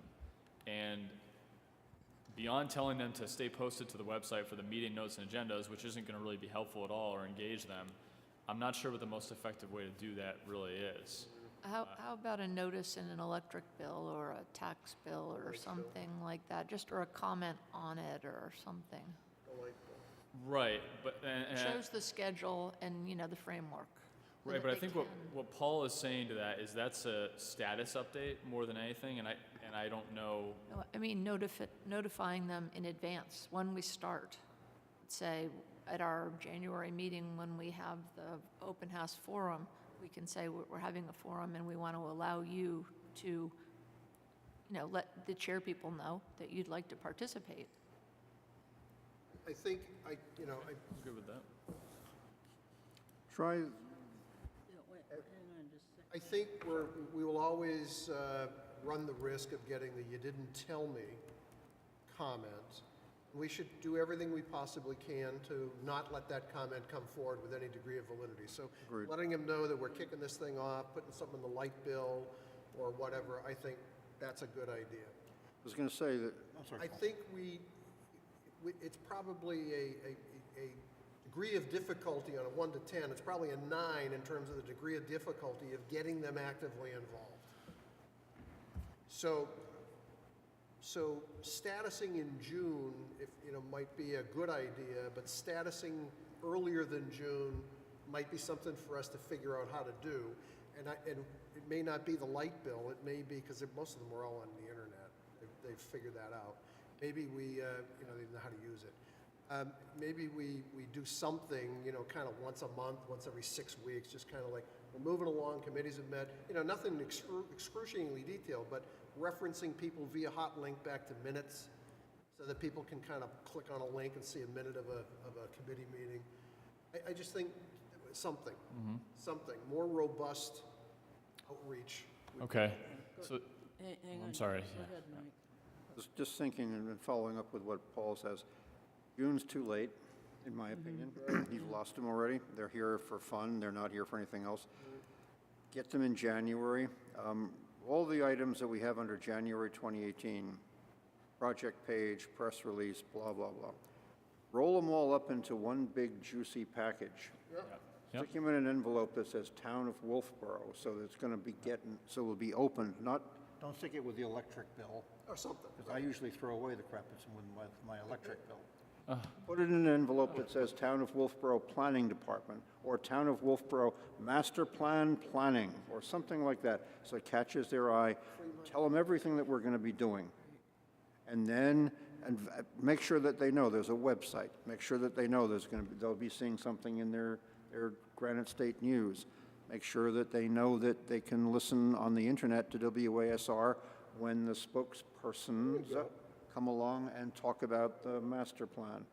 And then invite them, want to learn more. okay. And then take those responses and plug them into the process.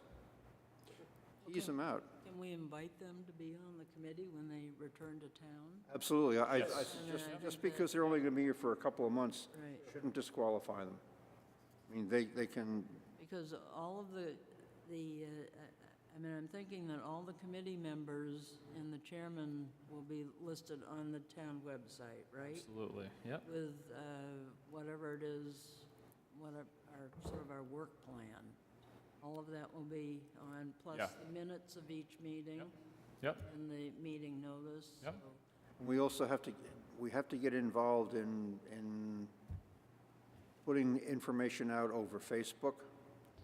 This should be a Facebook master plan page, and then at that page should be cross-linked with You Know You're from Wolfeboro If. Correct. Facebook page, and the municipal electric, and the town of Wolfeboro, and anybody else who will let us have a link so that stuff shows up on people's pages, just so that they get bombarded with information and they don't get lost. I mean, telling them that the town website has got information about the master plan is fine, but they have to want to go there. And I don't ordinarily go to the town of Wolfeboro website unless I have a particular purpose in mind, but I know my wife spends hours at times on Facebook. So she'll be scrolling through and see stuff from all sorts of different places. Get them that way, Yeah, Okay. among I'm others. accused of communicating too much. Yeah, you cannot be accused of Be accused of, communicating. you're telling us too much now. Okay, but we do want to get them all on board at the beginning. Exactly. Oh, yeah, absolutely. Yeah, no, it'd be a great accusation, and- you're telling us too much. Give them any way they want to be involved in the master plan when they get back into town is just fine. Even if it means they come along and sit and they're a body in the room, that's all that it takes, it doesn't matter. They're gonna feel good, and they're citizens, and who knows, maybe they'll come up with something. Okay. No skin off our noses. And I'd like to amend my comment to say I'd rather see it on the internet than on paper. I agree. Just, I mean, if you've been to the post office lately. Oh, my God. Yeah, but you have to somehow let them know that there is stuff on the internet that they should go look for. And most guys, I would imagine, aren't going to be looking on the town website unless they have a problem that they have to solve somehow on the town website. So you're going to have to throw some kind of paper at them in the beginning, and that's why I thought put it in an envelope that says town planning department or master plan. Make it look official, make them want to open it.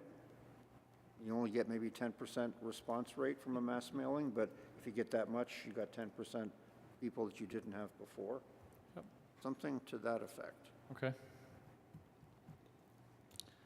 I like the Okay, idea of that. So it almost sounds like, I mean, do we still want to have this mid-project forum? You still want to have that in the summer? Oh, I think so. I think we should Okay. plan to have it, Right. yeah. If so, the rest of us. But it seems like the consensus is to get as much information out Yep.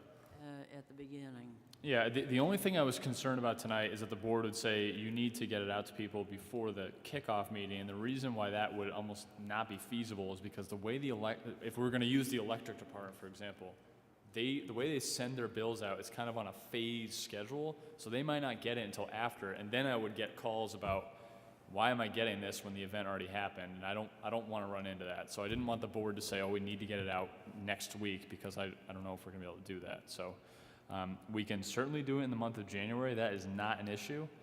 I think we can include all the ways they can get engaged, talk about how to get involved with the committees, talk about the processes generally. I don't think that's a problem at all. We can absolutely do that.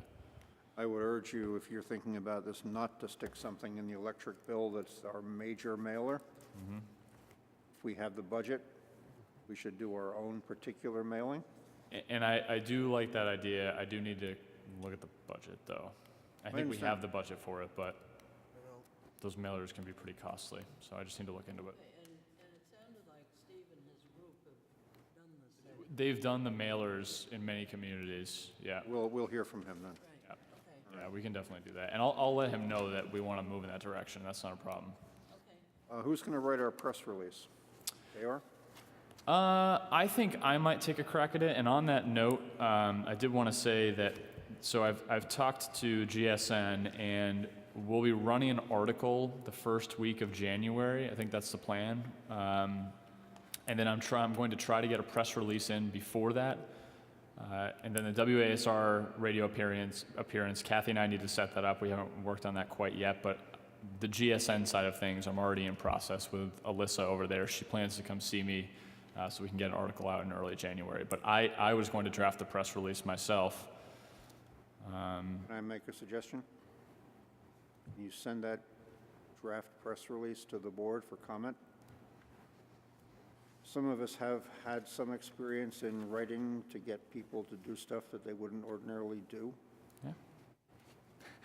I can send it to the board, that's fine. I think it would be helpful. As long as you promise to be timely in your response. Not gonna happen. Personally, I am always timely in my responses. Thank you. Yeah, that's all. Or in the morning. Who's going to be doing the WASR appearance? Are you on WASR? I was actually thinking that Kathy and I could do it together, or I could just do it myself. WASR, I mean, yeah, yeah, whatever is best for them. If they can have two people, I think it'd be great to have the planning board chair and myself, or I can just do it. Doesn't matter to me. I was going to volunteer Vaughn. She has a good speaking voice, easy to listen to, and I don't. I'm here at this meeting, so. Well, I'm speaking up in your favor, but, No, but I meant, I only get appointed to things when I'm not here. okay, well, you are here, and no one's appointing you. I was going to suggest Vaughn, and I was going to suggest for the WSR interview that it be kept non-technical. Just Okay. chatty and agreeable and enjoyable. Can you And that play- I shouldn't walk through the master plan commentary on statute. your character, okay? I'm digging a very deep hole myself. I wasn't saying it Somebody was needs to help me here.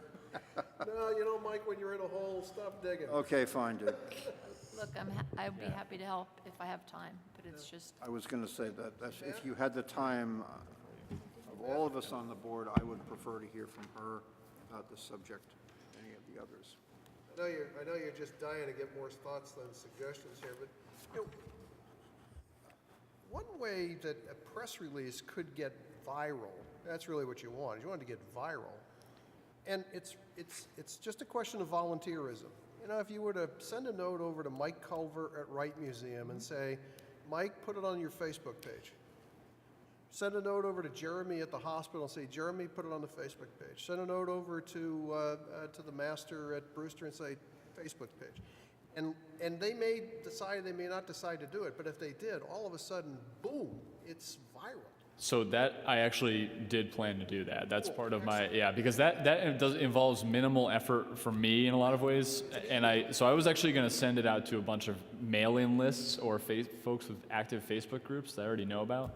Because it can do a lot of things that I can't do through the town website. It's just a reality. So yeah, that's definitely going to happen.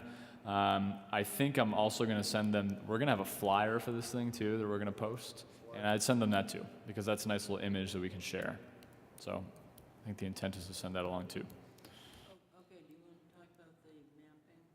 Yeah, so I kind of, this is where I'm a full victim to my own sharing information too quickly. I just wanted to send this out for everybody to consider a little bit. This is just a preliminary list that Dan Sundquist, who's doing the mapping, developed for me to look at. I had some comments on this, actually, I sent right back to him relative to infrastructure mapping, and then Paul had kind of reached out to me with similar concerns. Requests, and I was concerned. I mean, I think infrastructure mapping is very important to this master plan update, so I reached out to Dan with that request. Mike had a few comments, and I didn't mean to pick on Mike, but he was the only one that sent them along to me in kind of this format right here. So I wanted to pass those along to you all. But this is going to be a dynamic document throughout the process. As the subcommittees have needs, or you as a planning board have needs, the mapping list is going to change. But what I did want to note is that he's already running with this. He's developed an existing land use map, which admittedly needs a lot of work because it's based on our assessing database, which has some serious issues. So one of the first things that the planning board is going to have to do, probably at a work session meeting, is look at the existing land use map and do some review of it to see if it's actually accurate for the uses that we know exist on properties. We can talk about it. What's that? How do we know? A good example is if we have a parcel that says that it is commercial, that's in, let's say, North Wolfeboro, and we know it's not commercial, we know what the use is, it's single-family residential, we'd be able to tell by looking at the zoning map. And if we don't know, we can talk about it, and I can check the actual records individually. But the reality is that what we got back based on our assessing records, there are a lot of clear issues with it. And there may be some need for this board to have some additional categories. I mean, the way it is right now, we have a single family, we have a multifamily use, we have commercial/industrial use with no sort of differentiation within those categories. So we don't know if it's a recreational commercial use, whether it's a, industrial commercial use. So it's almost, it loses a lot of its value by having these big categories that they've used in the assessing database. So I'm sure those are important issues, and so I'm not questioning those. Yep. And my question, kind of along where Mike was, is that effort the best use of this board's time during this process? I would Or say, does that go on the bucket list of things we got to get to with some diligence? so I actually think I should be the one that should probably take on the most of that burden, I think, because I can do a lot of that checking relatively quickly, but because the land use chapter is the planning board's, I think that it may be best to at least run it through this board at some point. I'm not saying sitting down for 2 hours and checking every, A smaller group do, and we can do that. Matt and I looked and came up with about 15 things that we thought Yeah, were incorrect. we can certainly do that. Seems like we could do that relatively quickly. Yeah, we could do that. I'm comfortable with that approach. Then come back, Paul, with that. Yeah. I just want to make sure that for you and for all of us, Yep. that we spend this amount of time working on the big issues that are important. And the other stuff which is really important, we just kind of measure how much effort we need to put against it, given the time constraints we have. Yep, I think that's fair. Okay, That's all.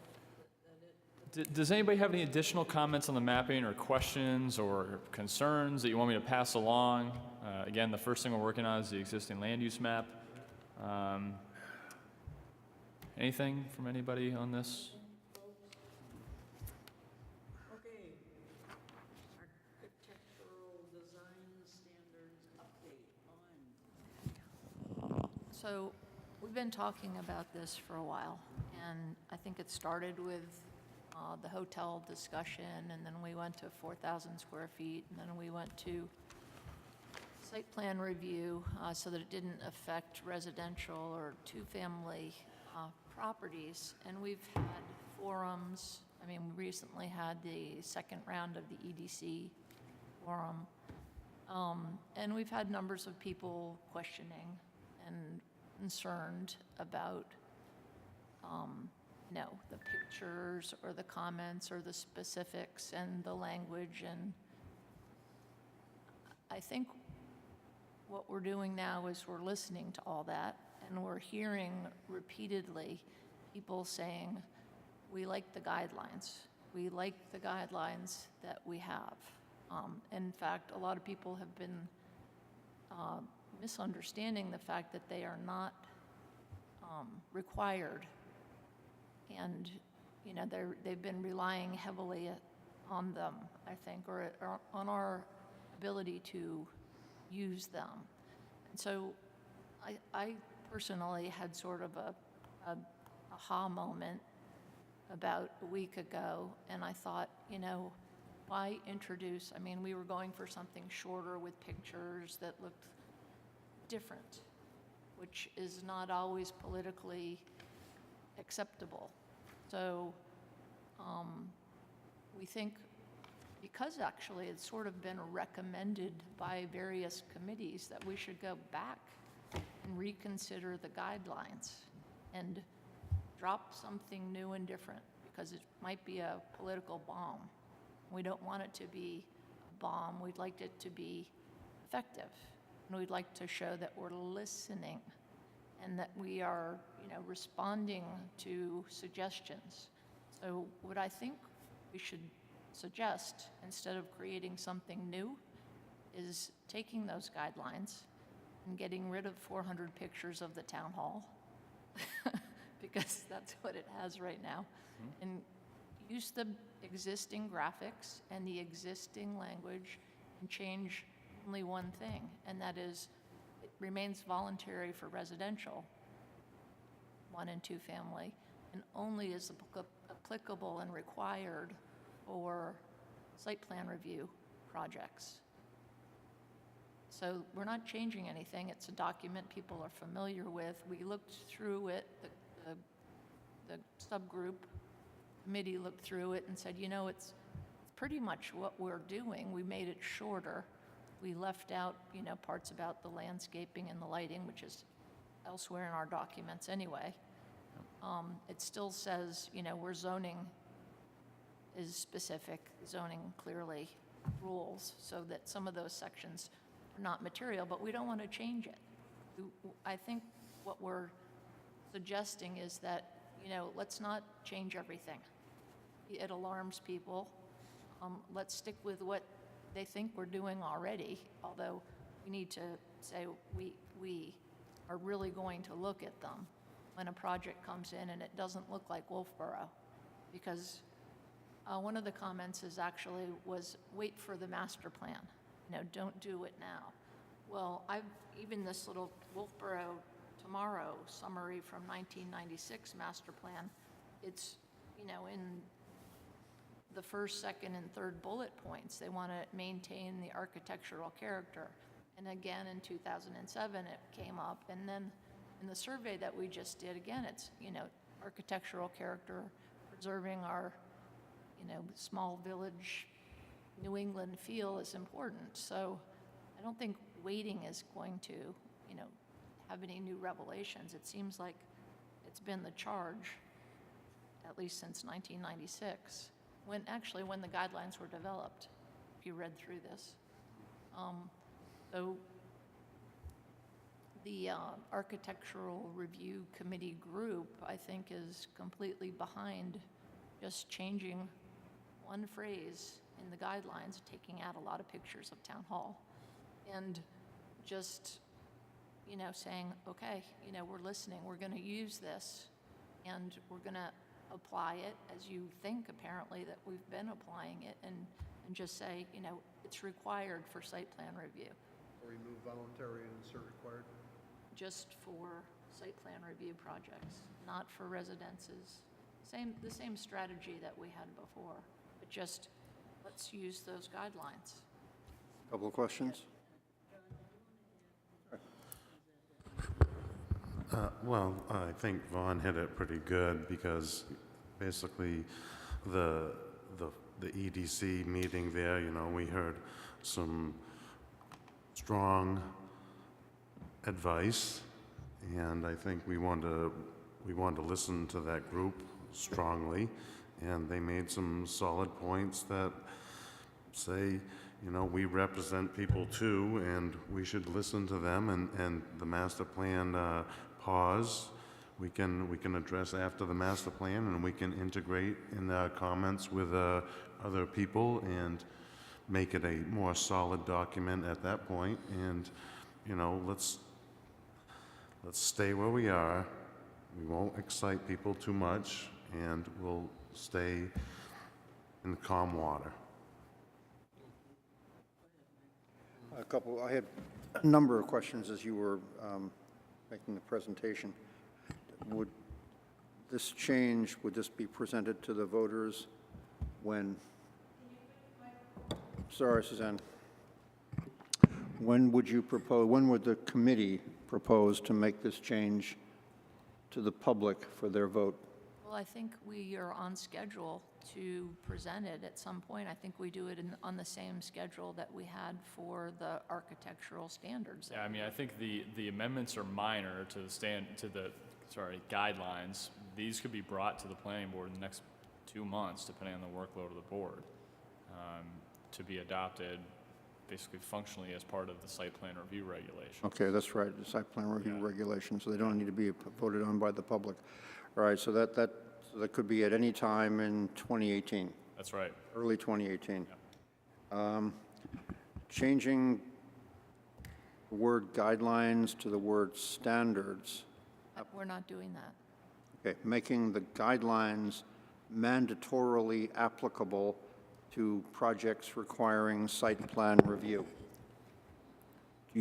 Does the group really believe that that will defuse the political charge that surrounds the application of architectural standards to exactly those same projects today? No, not completely. It never would. No matter what we do, we'll have some, static. Right. And pushback. But I think it will be something that we have had in place for years, since 1996. And, people suggest, the guidelines work. they don't understand in many cases that they're not required. They think that we're requiring them. And the fact that they go to site plan leaves that breadth of, okay, that's a good reason. It's, not on the main street, it's off in the woods, it's not important, or it's a museum and it should be a special project. I mean, we still get to hear all this. It's not a zoning regulation. It's we would listen to your argument and say, well, this doesn't seem to hurt the town. It enhances the village character. It's our traditional New England town. It looks like that. It's not something that you would find in, 400 other nameless places across the country. It has to be sort of more New England-y. Well, in my understanding from sitting here on the planning board for a fairly short space of time, the number of folks who come here for site plan review who voluntarily adopt the architectural guidelines, even though they don't have to, is really minuscule. The vast majority of commercial projects who come here will adopt something in order to get something back, but they're all very aware that what they're doing is voluntary and it's not required. And I really think that dropping the proposed standards and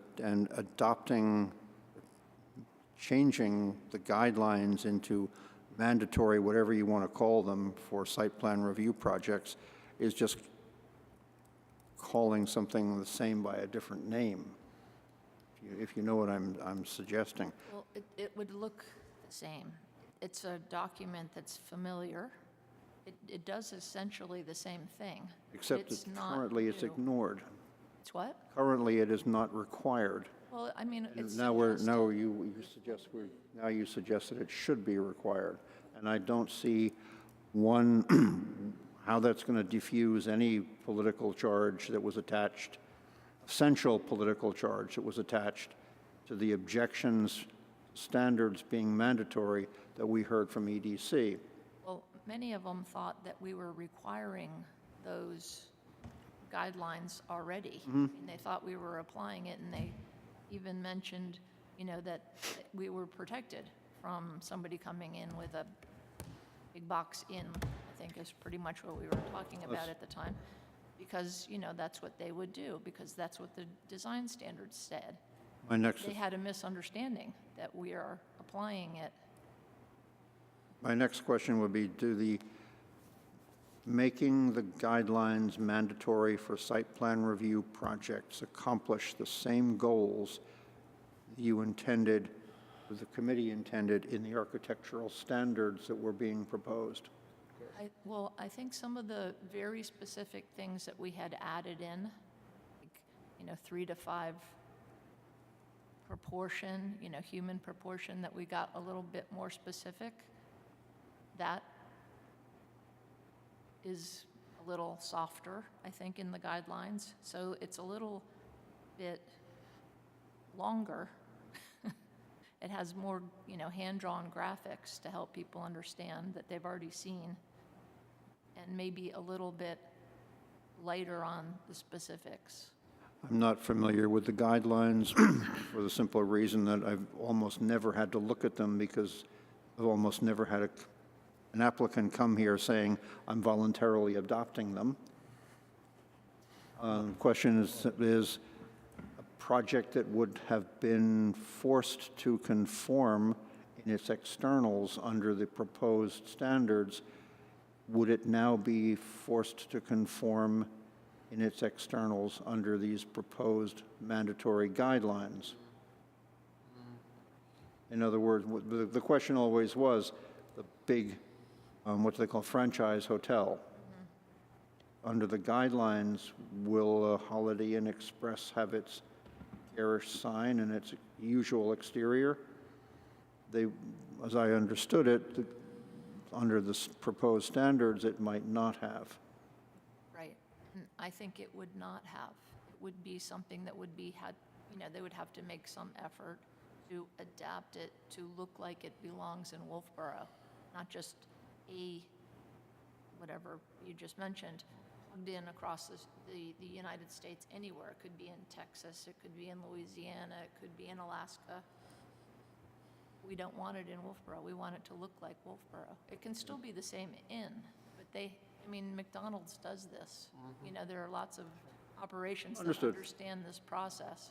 My concern is simply to get some understanding of where you guys are going, and that'll bring me to my last question. Paul, I appreciate your forbearance.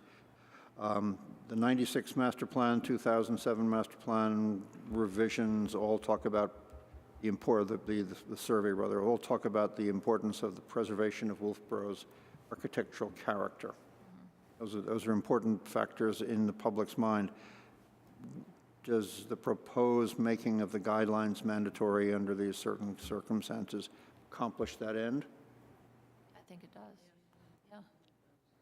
It also, and I think, again, the same standard we were applying, because it's site plan regulation, it has to be reasonably adopted. It's not it has to have, a 10 pitch or a blue shutter, or, it's not that specific. It has to generally look and not laughably, be from this region. I think I would like, if it were possible, to have an analysis of the differences between the two sets of proposed standards on paper, so I can see exactly where we were and where we are now, where this subcommittee proposes to take the town with regard to architectural standards. So because only way I would have of making such a comparison would be to sit down in an unskilled fashion with the two sets of standards, guidelines versus standards, and make the comparison myself. You guys have been thrashing this out for a long time. You know far better than I how to do that kind of an analysis. Yeah, I think the whole board could benefit from that. a lot of the discussion in the guidelines it's lengthier. There's, there's lighting, there's landscaping, all these things that are already in site plan review. It just talks about them. We're not suggesting that we start cutting and pasting and chopping, because I think if this is the method, it seems like it might be more passable, that we say this is the document we're adopting. It doesn't change anything. We still have our sign ordinance and our landscaping requirements and those things, and they're in zoning. They're in site plan regulation. So it doesn't, even though it's still in the paper, it's just a helpful explanation of how to do it in the guidelines. It's longer. And I don't think we should start chopping it up and making it look different, because I think that may be politically more difficult. Well, that puts us right back to where we were before, because that's what we did before. We started chopping it and pulling it out, and then re-wordsmithing, and then we ended up with content, and then we put it all together, and that's when we presented it to the EDC, and that's where we got their feedback. So again, it's once you open that up, then now you've it's not sacred anymore. So if you contain that document the way it is and hand it back to them and say, this is the same document, we're just making it mandatory.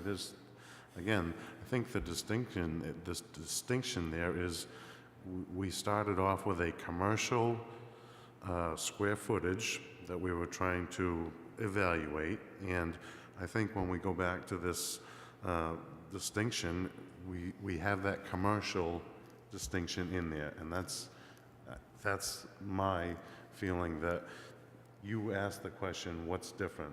That's the difference right there. We've added the commercial into it, and we've grouped them together so that if we saw something that was a large-scale project, we could view it in that fashion. Again, we're instilling our confidence in our town planner. I'll hear a lot of people say, well, what happens in 5, 6, 10 years if he's gone and our committee or our board is with different people? Then we have to face those facts later on. But right now, this is the group here.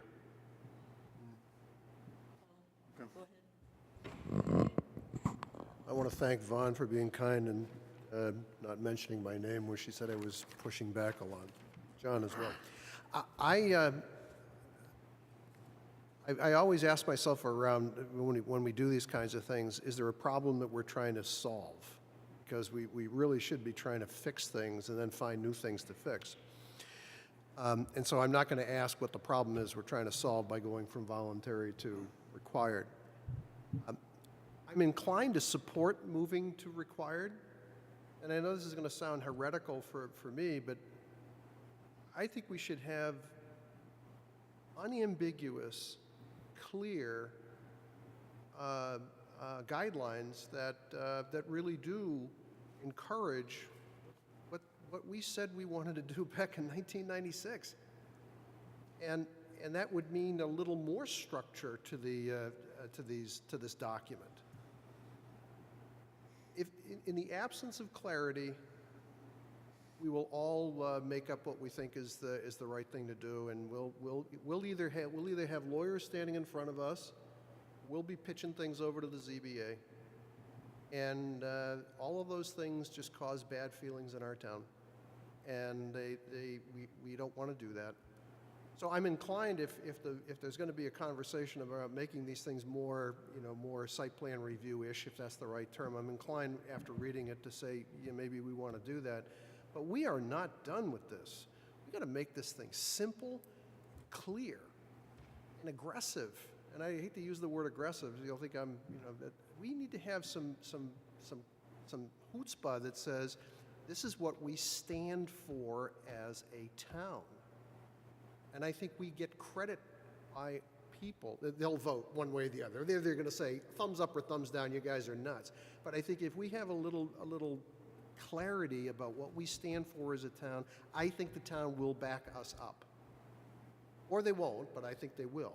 I think willing, and I'm not suggesting we're doing this, but finding words and cobbling words and lawyers' views, I mean, that's really great. We can run the bill up and do that. We should make it clear and then just move forward with it. So that's kind of my 2 cents. I'm inclined to support this, but I don't think we're done at all with this conversation.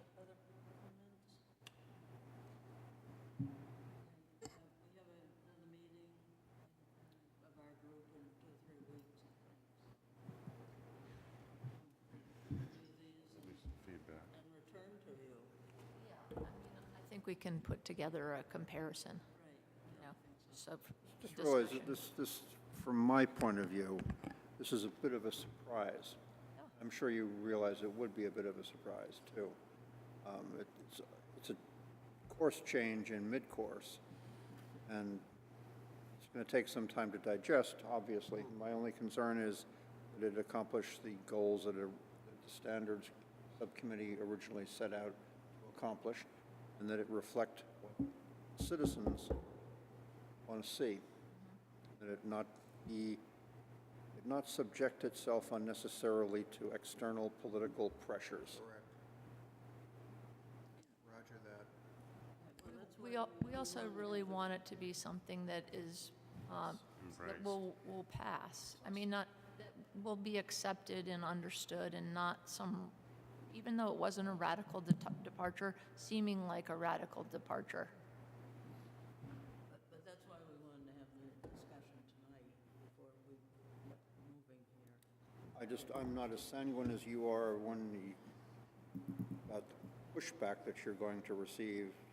Making a document that people have been ignoring for years, making it mandatory, is not going to make it any better. Coming up with your own set of standards and making them mandatory. I'm not sure that, I think a lot of people have been hanging their hat on those standards. Haven't been building to them. They've been Some people do. Some people occasionally, but none of them were required to. Now you're making something that wasn't voluntary, mandatory. But And many of the things, the objection that we heard all the time was, you can't tell me, regulating, more regulation, you're telling us what to do, blah, blah, blah. So are you objecting to making them mandatory? No, I'm surprised, I can't understand, because I haven't got the data to see, to make a judgment. My concern is that we set out in one direction and that we're changing course into another. I'm hoping that the secondary course is not just choosing calm water because it's easier. Yeah, I think, though, that we looked through the guidelines, we went through page by page and felt they were substantially similar, without a few, phrases and directives. Pretty much the same thing that we were headed for. So I think your comparison will be a good exercise. Oh, okay, so to be revisited probably in February, I think. Oh, okay. Matt, did you have anything else? I just wanted to mention a couple other things. We had Yum Yum Chop came to TRC onto Wednesday, the 13th, and so they're going to be coming to the planning board, first meeting in sometime. Sometime, But anyway, bottom line is they're planning on being open, they said, spring of 2018. in May. So they have to come to us for what? Excuse me? Why do they have to come to us? They're doing some changes to the site. Changes, right. So, but I think they've started working in their. They've done work in the interior, a lot of kind of 10 fit-up items, but they're actually going to make some changes outside too. Right. So Go back to being a gas station? No, it's going to be a bakery, but the Yeah. neat thing is they're planning on being open year-round, is what they said, so. we're doing some additions, some site work too in the back. So there's a couple different things we're It's doing. amazing how many bakeries we have in our town that appear to be viable. We used to Yes, have one. Well, right. actually, we had Pops. Right. Let's see, Paul and I went to the Route 28 meeting today. Hang on just a second. I just want to give you a couple dates because we've been talking about some concepts for Center Street and South Main Street. And so there'll be a public meeting on January 18th at 6:30. And it would be great if you folks could attend. What do you call that? January 18th at 6:30, and then the following month, we're going to be talking about further down South Main Street around the library, and I guess the whole rest of the corridor. That's right. Okay, and that public hearing will be on February 22nd at 6:30. So these are significant meetings. I think hats off to Dave Ford. I think he's doing a great job. Yes. I think it's really And two great jobs. well-mannered, just doing a good job. Great. Okay, let's see, the minutes of December 5th, did anyone have any issues with those? Not here, Madam Chairman. Okay. Somebody want to make a motion to approve the December 5th minutes? So moved. Seconded. Motion has been made and seconded, all in favor, please say aye. Aye.